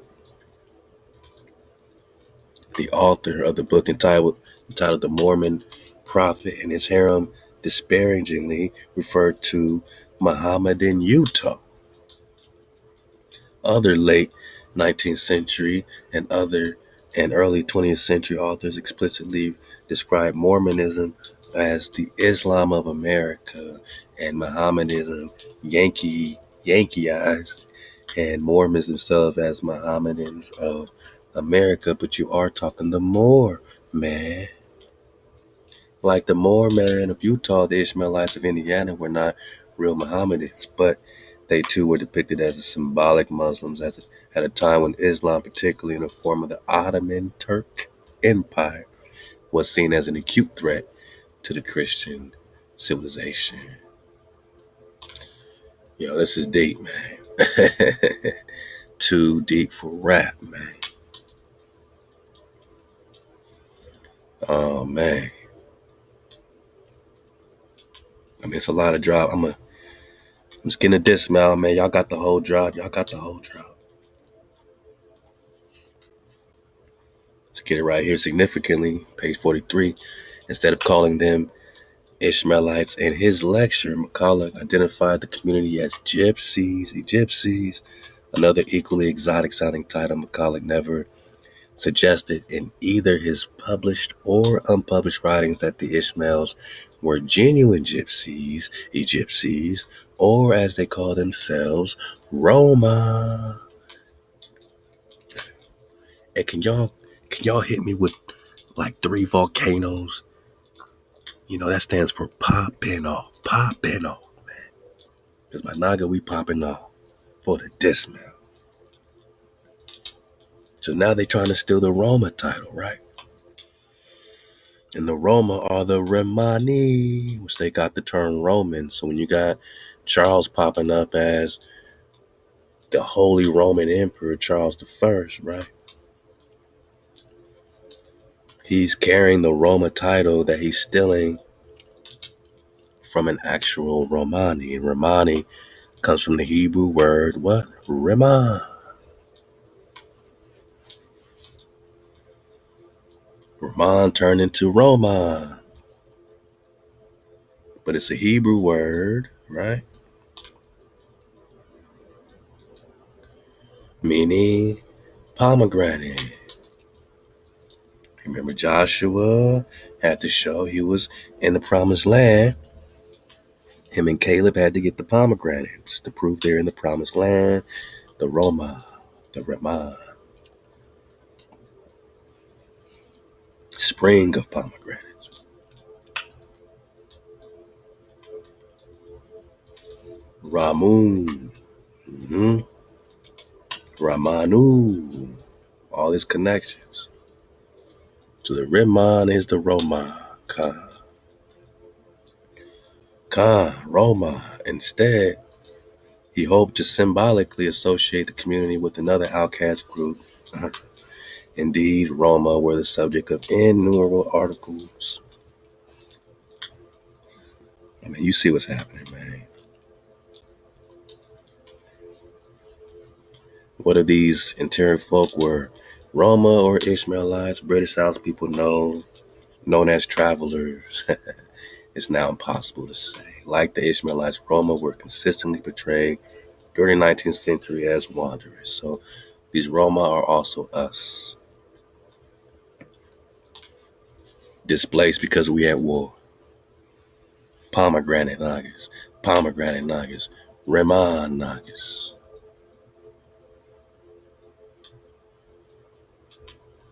You seeing clearly? Do we see clearly?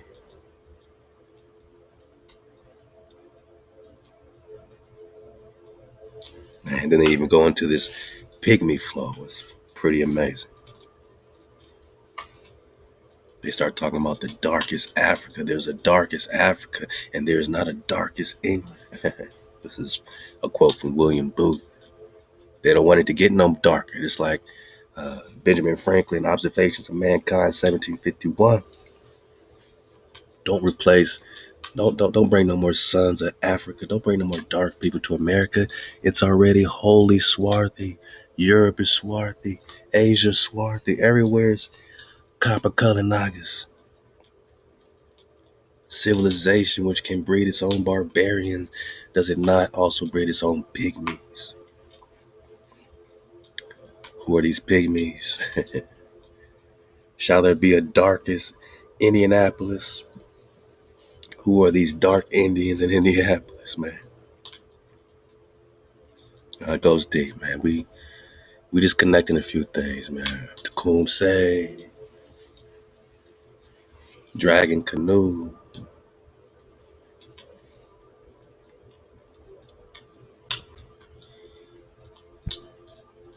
Siyu Gansini,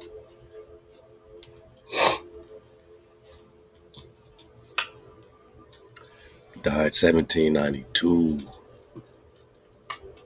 was a Cherokee Red Chief, War Chief, led the tribe of Karaka. Cherokee is Karaka, warriors who resisted colonists and United States settlers because they needed permission of the Pharaoh to migrate, to settle. During the American Revolution and afterwards, Dragon Canoe's forces were sometimes joined by the Upper Muskogee Nagas, the Chickasaw Nagas, and the Shawnee Nagas, tribed up, and the Creek and the Seminole. These are Tecumseh's Nagas. and Indians from other tribes, along with British loyalists and agents of France and Spain. We had a lot of Nagas in the Britons too, right? And the Franks of France, and a lot of Hebrews in Spain, right? Yeah, we talking about Iberia. We talking about Eber, Cabrera, Keber. The Cherokee-American Wars lasted more than a decade after the end of the American Revolutionary War. We say he died mysteriously. We got to do a whole drop digging on the mysterious death of my Naga dragon canoe. They said he died 1792, right?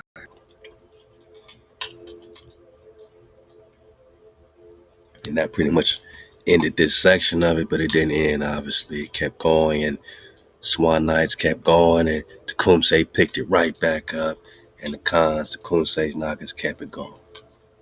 When were you a homeborn slave? When did you have time to be a slave? I don't see no slavery for you. Nah, I don't see no slavery for you. Nah, they in World War II now. They in Vietnam. We got Nagas fighting in the Vietnam. We know that. Our parents, everybody, right? So when did you have time to be a slave, dude? Like, they had to bring in some other melanated people to do that. But they already had white slaves where they came from. Did you know that?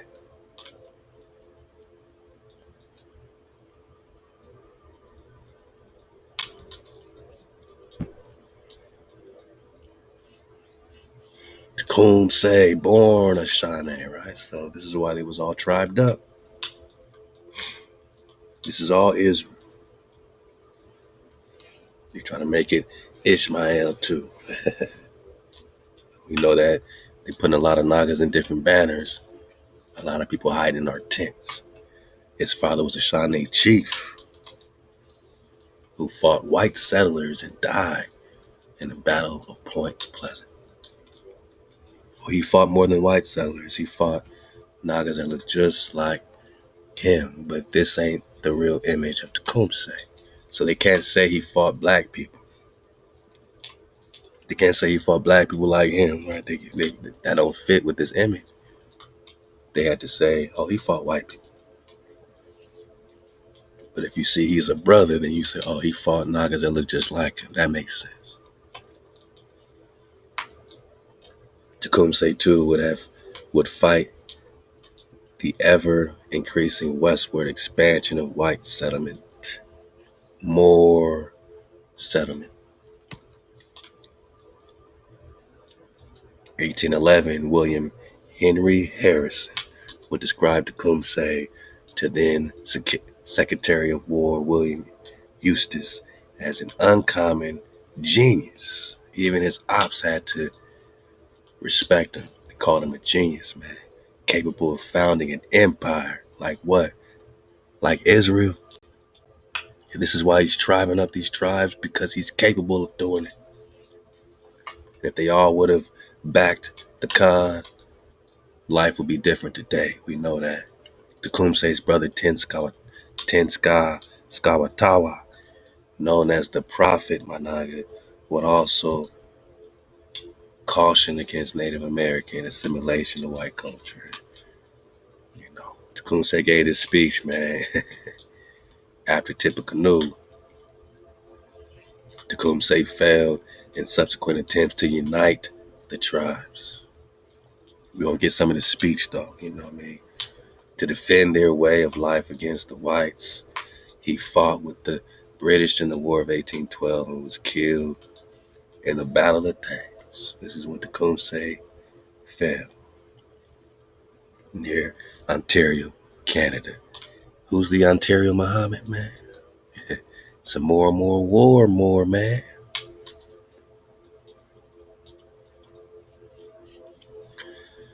Now again, they make it all white man, but we know that white is a status. White is a status. Let's get some of this speech for the dismount.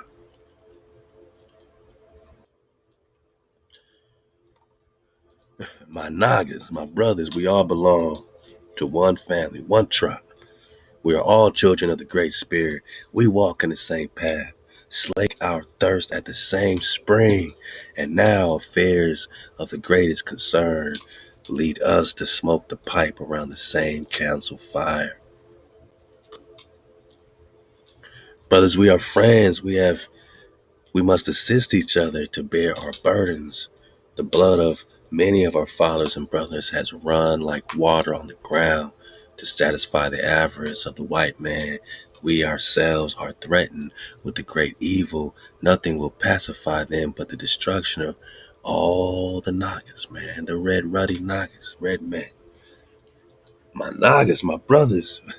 When the white man first set foot on our grounds, they were hungry. They had no place on which to spread their blankets or kindle their fires. They were feeble. They could do nothing for themselves. Our Father commiserated their distress and shared freely with them whatever the Great Spirit had given his red children, copper-colored Nagas. They gave them food when hungry, medicine when sick, spread skins for them to sleep on, and gave them grounds that they might hunt and raise corn. You let these hijacks live and evolve and grow. Man, these white people are like poisonous serpents. When chilled, they are feeble and harmless, but invigorate them with the warmth and they sting their benefactors to death. The white people came among us feeble. Now we have made them strong. They wish to kill us or drive us back as they would wolves or panthers. Brothers, the white men are not friends to us, to us Nagas. Again, we ain't talking black or white. We talking more and more. The hijack. I'm gonna replace brothers with my Nagas and white men with hijacks so we can see clear. My Nagas. These hijacks are not friends to the Indians. At first, they only asked for land sufficient for a wigwam. Now, nothing will satisfy them but the whole of our hunting grounds from the rising to the setting sun. My Nagas, these hijacks want more than our hunting grounds. They wish to kill our warriors. They would even kill our old men, women, and little brothers. My Nagas, many winters ago, there was no land. The sun did not rise and set. All was darkness. The Great Spirit made all things. He gave these hijacks a home beyond the great waters. Whoa. Whoa.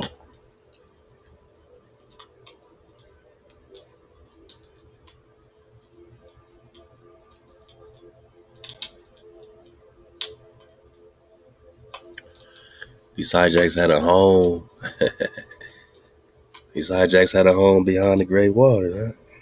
So where'd they come from? It's a more and more war, right? You got Lemuria, you got a Thoth in them right here. I mean, where'd they come from? You got an Amun Ra right here. Where'd they come from, Jack? Huh? They outside the second ring too. Huh?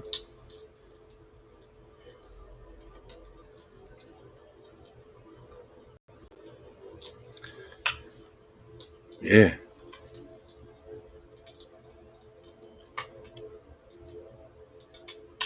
White people come from a home beyond the great waters. He supplied these grounds with game and gave them to his red children, and he gave them strength and courage to defend them. My brother, my people wish for peace. The red Nagas all wish for peace, but not their treaties. We're talking the covenant of peace. But where these hijacks are, there is no peace for them except it be on the bosom of our mother.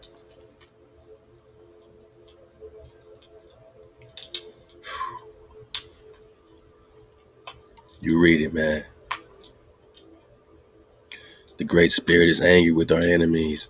He speaks in thunder, and the earth swallows up villages and drinks up the Mississippi.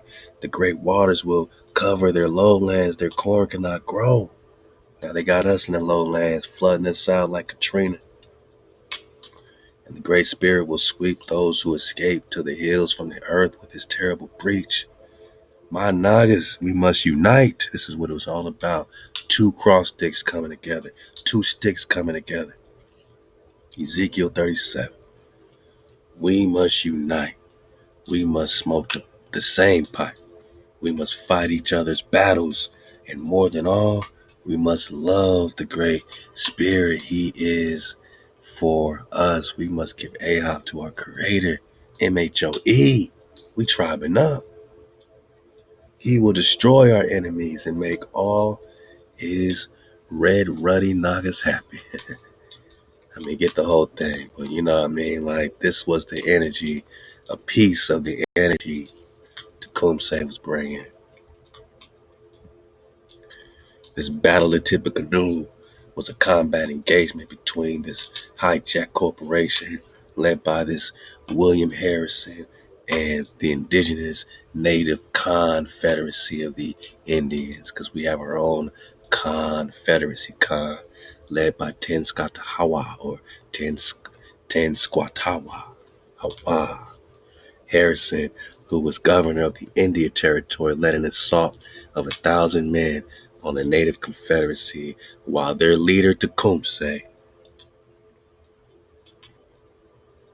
was away recruiting so he could unite the Nagas. Then they came into Prophetstown, Tippecanoe. Tecumseh's brother, Tenskwatawa, was left in command. The United States was, quote, victorious in the battle. But this outcome pushed Tecumseh to officially side with the British in the impending War of 1812. He had to get all the help he could get against this hijack. But it didn't work, because nobody else went to tribe up with him. We're talking about the Ohio Valley, right? Harrison led the assault on the village of Tippecanoe, also called Prophetstown. An important location, a very important location for the native indigenous Nagas, indigenous Confederacy, who used it as a rallying point for new recruits. So they used it to tribe up. And what the hijack do?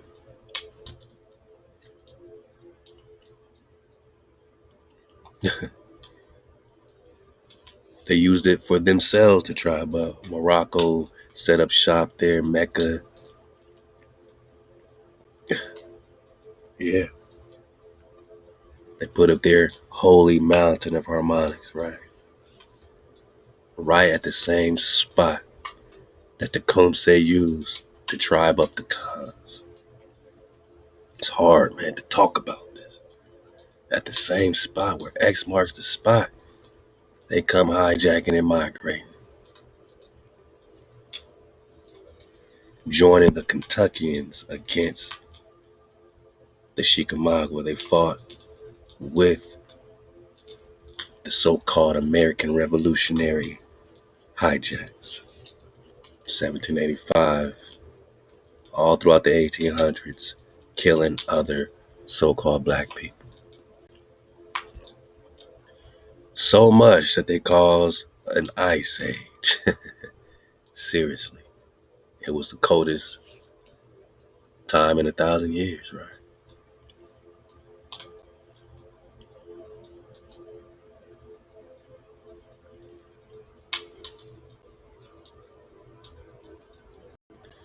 Tecumseh urged them to unite to keep the cold against the hijack.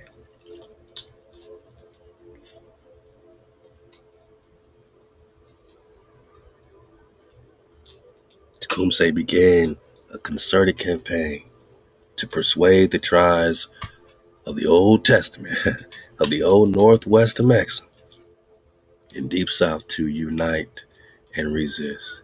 And if we talk like this today, they call us rebels. They call us savages. They call us hoodlums. But what else can a Naga do but fight when you see your land and your inheritance being stolen?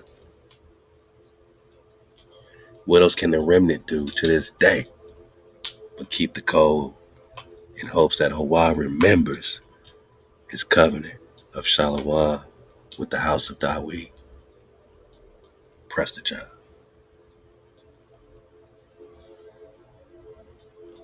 Tecumseh argued the various tribes had enough strength to stop the hijack from further taking land. He said, no more treaties. Stop making treaties with the devil. Heartened by this message of hope, Native Americans from as far away as Florida and Minnesota heeded Tecumseh's call. By 1810, he had organized the Ohio Valley Confederacy, which united Native peoples from the Shawnee, Potawatomi, Kickapoo, Winnebago, Menominee, Ottawa, and Wyandot nations. That's including the Muskogee and the Creek Nagaz and the Seminole Nagaz, man. He had a squad. That's why they teamed up. That's why these Ishmaelites in America had to go get help. That's why these Moabites in America, Morocco had to go get help, because Tecumseh had a squad, man. A squad that was about unity and resisting all hijacks at all costs.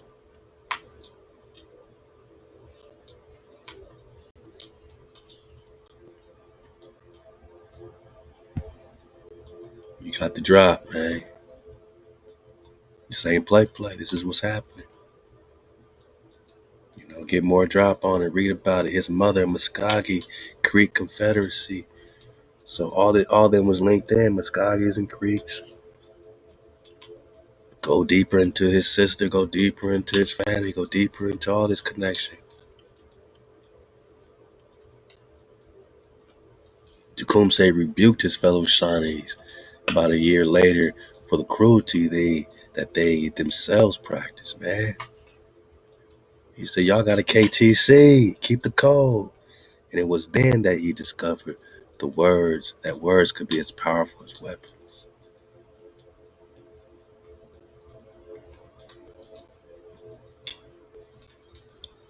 When the leading chiefs of the Old Northwest gathered at Wayne's Call at Greenville in Ohio, Tecumseh held aloof.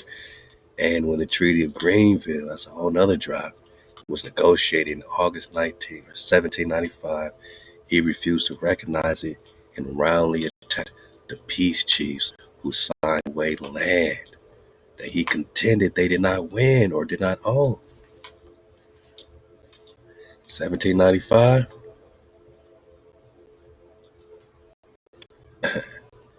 Northwest Indian War. That was, a demarcation line between the end of the Chickamauga War before the Tecumseh War got picked back up. Although we know it's all the same thing happening in between. They did another treaty and gave away more land, and Tecumseh went crazy. He said, more land? Hell nah, man. We got to unite. We got to resist. Treaty of Greenville, what? More land.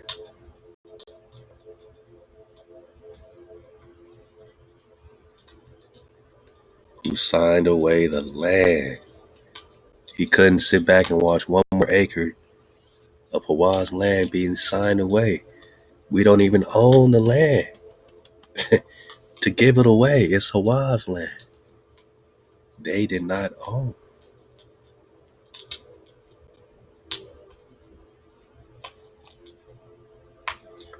Like he said, land, he said, was like air and water, the common possessions of all Nagas. You can't own it. Now they make you buy it, but it's HaWah's land. This doctrine of communal ownership of the land became the cornerstone of his policy. You can't give away something you don't own. These treaties are invalid. You can't give away something you don't own, my naga. We out of here, man. We surfing the wave, man. Who is Prester John? And Yosef take the wheel. We're talking the Magi, the Dalai Lama, one shepherd forever, King David, Moshe, Joshua. Who are the priest cons? Who are the cons of the Khan dynasty?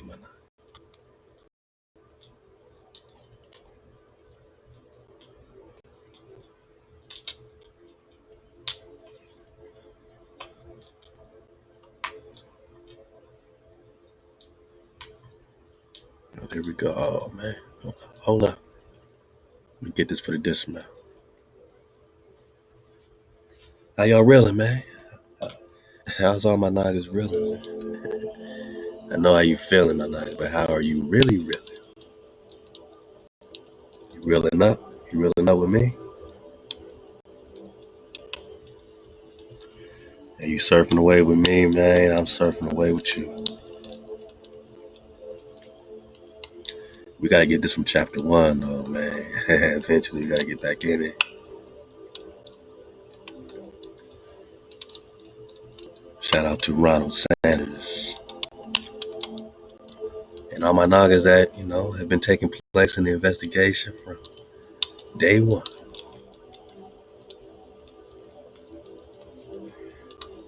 How's it feel to see, man,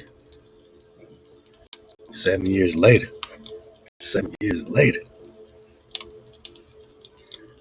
we still talking Prester John?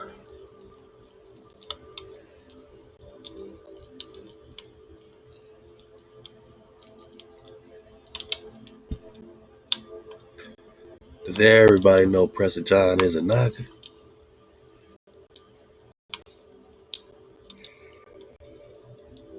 But Henry the Navigator's zeal to find him may seem surprising in the light of the dismal history of race relations that was to ensue as a result, for by this time most educated Europeans consider Prester John to be black. Oh, we know. Oh, we know.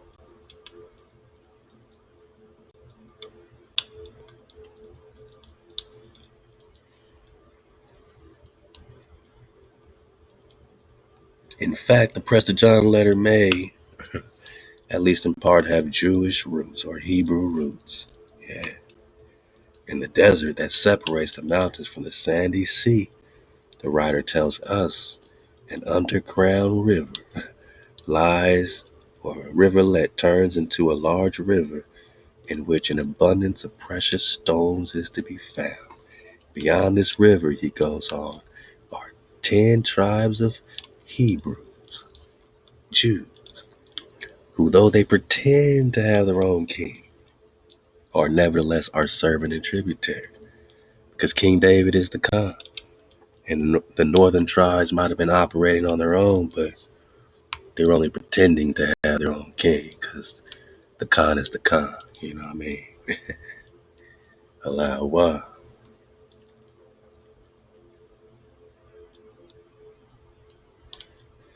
We're going to dig more in the Kafir al-Tariq, man. The Kafar. Talk about that Kafir flow. Kafir. David seems to be anti their Christ in Islam and Christianity.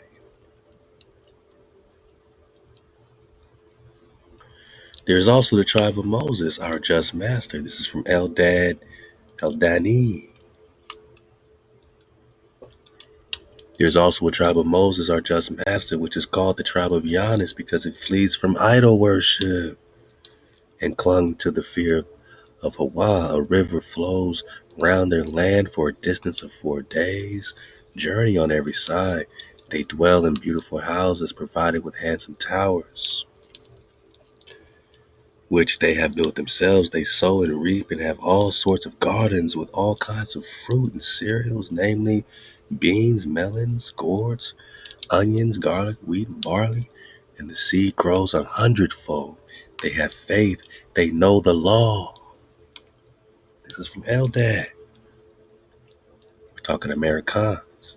Moreover, they see nobody sees them except the 4 tribes who dwell on the other side of the rivers of Ethiopia. They see them and speak to them, but the river Sambanyan is between them. They have plenty of gold and silver. They sow flax and cultivate the crimson worm and make beautiful garments. Blue, purple, red. These are Levites of the tribe of Moses and the priesthood, and though not all of them are necessarily prophets or priests, a whole nation of them implies an exalted religiosity. Oh boy. Indeed, they were too exalted for the possession of territory in biblical time, and were not one of the 12 tribes among whom Joshua divided up the land of Canaan. They are therefore not one of the 10 lost tribes. This legend of a gathering of them in a country of their own is not exclusive to Eldad, but its origins are quite obscure, as is the name it is given. Yanis is simply a Hebrew word that means flee. So that it may not be a proper name, but part of a designation, the tribes that flee, that is, they flee from idol worship. They are hijack free. But other texts make Giannis a proper name, which can be either that of a tribe or the Levite founder. And this could be a direct forebearer of Prester John. Who is Prester John? This has been the 125th installment of the Prester John investigation. We're going to get back to talking Ethiopia, Abyssinia. I appreciate y'all for surfing the wave 9 above the barrier. Flying high in air ether, my naga. I know you have plenty of ways to get around, but you flying high with us, man. We way up, 9 above, man. Above the static, man. Spiraled up. We ain't quit. We ain't giving up. We ain't switched up, my naga. We ain't flipped the script. We still here. We getting mappy. Stop what you're doing. No, you stop what you doing. Cause I'm about to ruin the image and the style that you used to. Yeah, man, hijack. You can't hijack us no more. Nah, man, you're out of here, man. We see clearly. We're gonna come back on this flat drop and dig even further next time on the Kingdom of Prester John, outside of the ice wall, outside of Antarctica. Only Prester John can you talk about the flat drop orientation, Marvel. Managa, you can talk about all the connection with the Kofar al Tariq and the Rashid or Arab al Rashids. Connect all this with Jeremiah flow and man, back to the Saul flow, King Saul, and I mean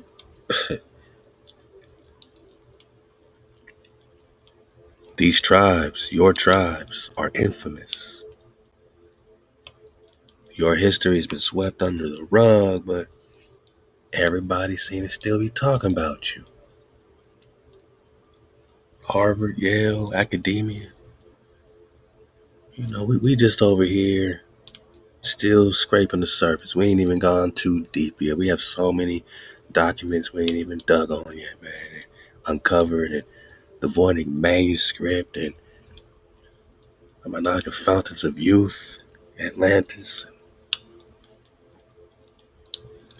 magical cures and magical stones, like everything comes out. And in this drop, we focus on the indigenous truth, the indigenous drop, the Tecumseh flow, the Ishmaelite flow, the migrations, and their sacred mountains of harmonics, where Morocco stands proud over the gravesite of Tecumseh, Tecumseh, the prophet and prophet's town, in Tecumseh, and the death of so many Nagaz. They stand proud over our graveyard. And this is why you see glaciation lines. This is why, it's even a Treaty of Fort Wayne. More land being given out. More land being ceded to the hijack. And who was behind it? Who was making the treaties? Who was helping the hijack the whole damn time? What kind of harmonics is this pyramid in? Is it the same harmonic from Thoth and his slave vibration? You tell me, my Nagaz. You be the judge. You tell me.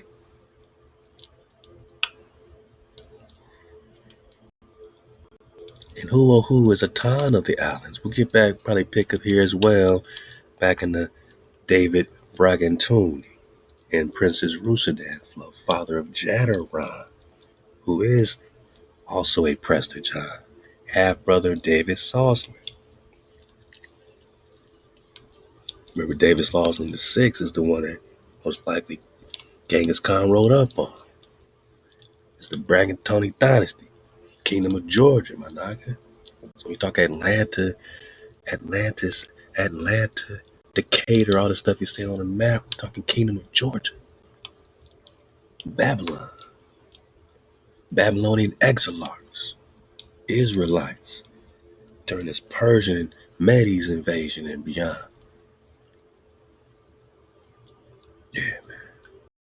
Love to Aqua Tracy Ladd. I'm still surfing the wave in her beautiful PDFs, man. We in the Prester Pack 2.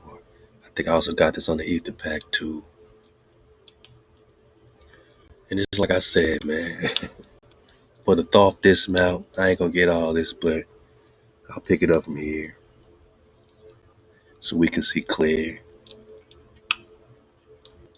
that they are running away from the hounds of the barrier whenever they like to go on their space-time outer body, what they call it, astral projections. He said, listen to me, old man, this is Thoth's warning to all the hijacks following this vibration. He said, listen, man, I'm right outside the ice wall, man. Listen, old man, to the depth of my wisdom speak I of knowledge hidden from man, for have I been on my journey through space-time. What does it mean? Even to the end of space, of this cycle, glimpse the hounds of the barrier. Who's the hounds of the barrier? Which barrier? We talking Leviathan gates and all that, Antarctica flow, or are we talking about firmament, you know what I mean? Or is it all the same thing? Are we talking dragons, hounds of the barrier, lying in wait for he who would pass them in that space where time exists not? Faintly I sense the guardians of cycles. Move they only through angles? Free are they not of the curved dimensions? What does it mean? Y'all leave me some comments, let me know. What does it mean? Strange and terrible are the hounds of the barrier.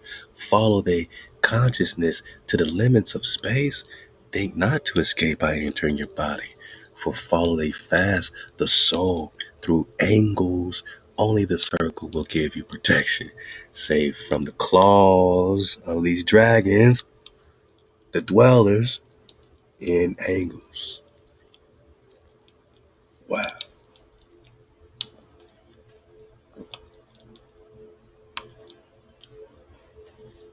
Once in time past, I approached the great barrier and saw on the shores where time exists not, the formless forms and the hounds, the dragons of the barrier. Hiding in the midst beyond time, I found them, and they, scenting me afar off, raised themselves and gave the great bell cry that could be heard from cycle to cycle and moved through space towards my soul. Fled I fast from there. So Thoth had to break up out of there from the dragons. He's fleeing from the dragons, hounds of the barrier, back from the times, fled I fast from them, back from times unthinkable end, but ever after me pursued they, moving in strange angles not known to man, yea, on the gray shores of time spaces end, found I the hounds of the barrier, ravening for the soul who attempts the beyond. Fled I through circles back to my body, fled and fast after me they follow. After me, the devourers follow, seeking through angles to devour my soul. Know you, man, here's the warning. You better know this, man,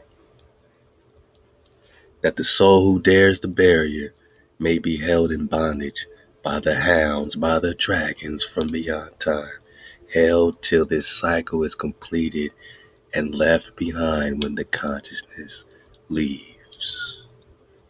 And you get the rest, man. Love to Aqua Tracy Latt, man. Y'all want to follow this Thothism, Mohammedism, Baphometism? You want to do your space-time travels out of bodiness? You want to test these barriers of Hawaii and get chased by the dragons? You know Leviathan is real. That's why you're doing Leviathan magic. And what does that have to do with the vibration of the holy mountain pyramid of harmonics, Morocco, and their Mecca? Oh who, it's Prester John, the water to my Khan and the entire Khan dynasties, man. We here. We ain't going nowhere. Keep the vibration high. Vibrate above their so-called sacred harmonics, my naga. Their slave vibration, their 440 hertz. You vibe above it. You stay 9 above. You spiral up at all times and dodge all hijacks at all costs. This has been Prester John 125, man. We all the way up. This is a treat. It's a journey, and it's an honor to surf this wave with you, my nagas. Stay up. Suit up. Choose up.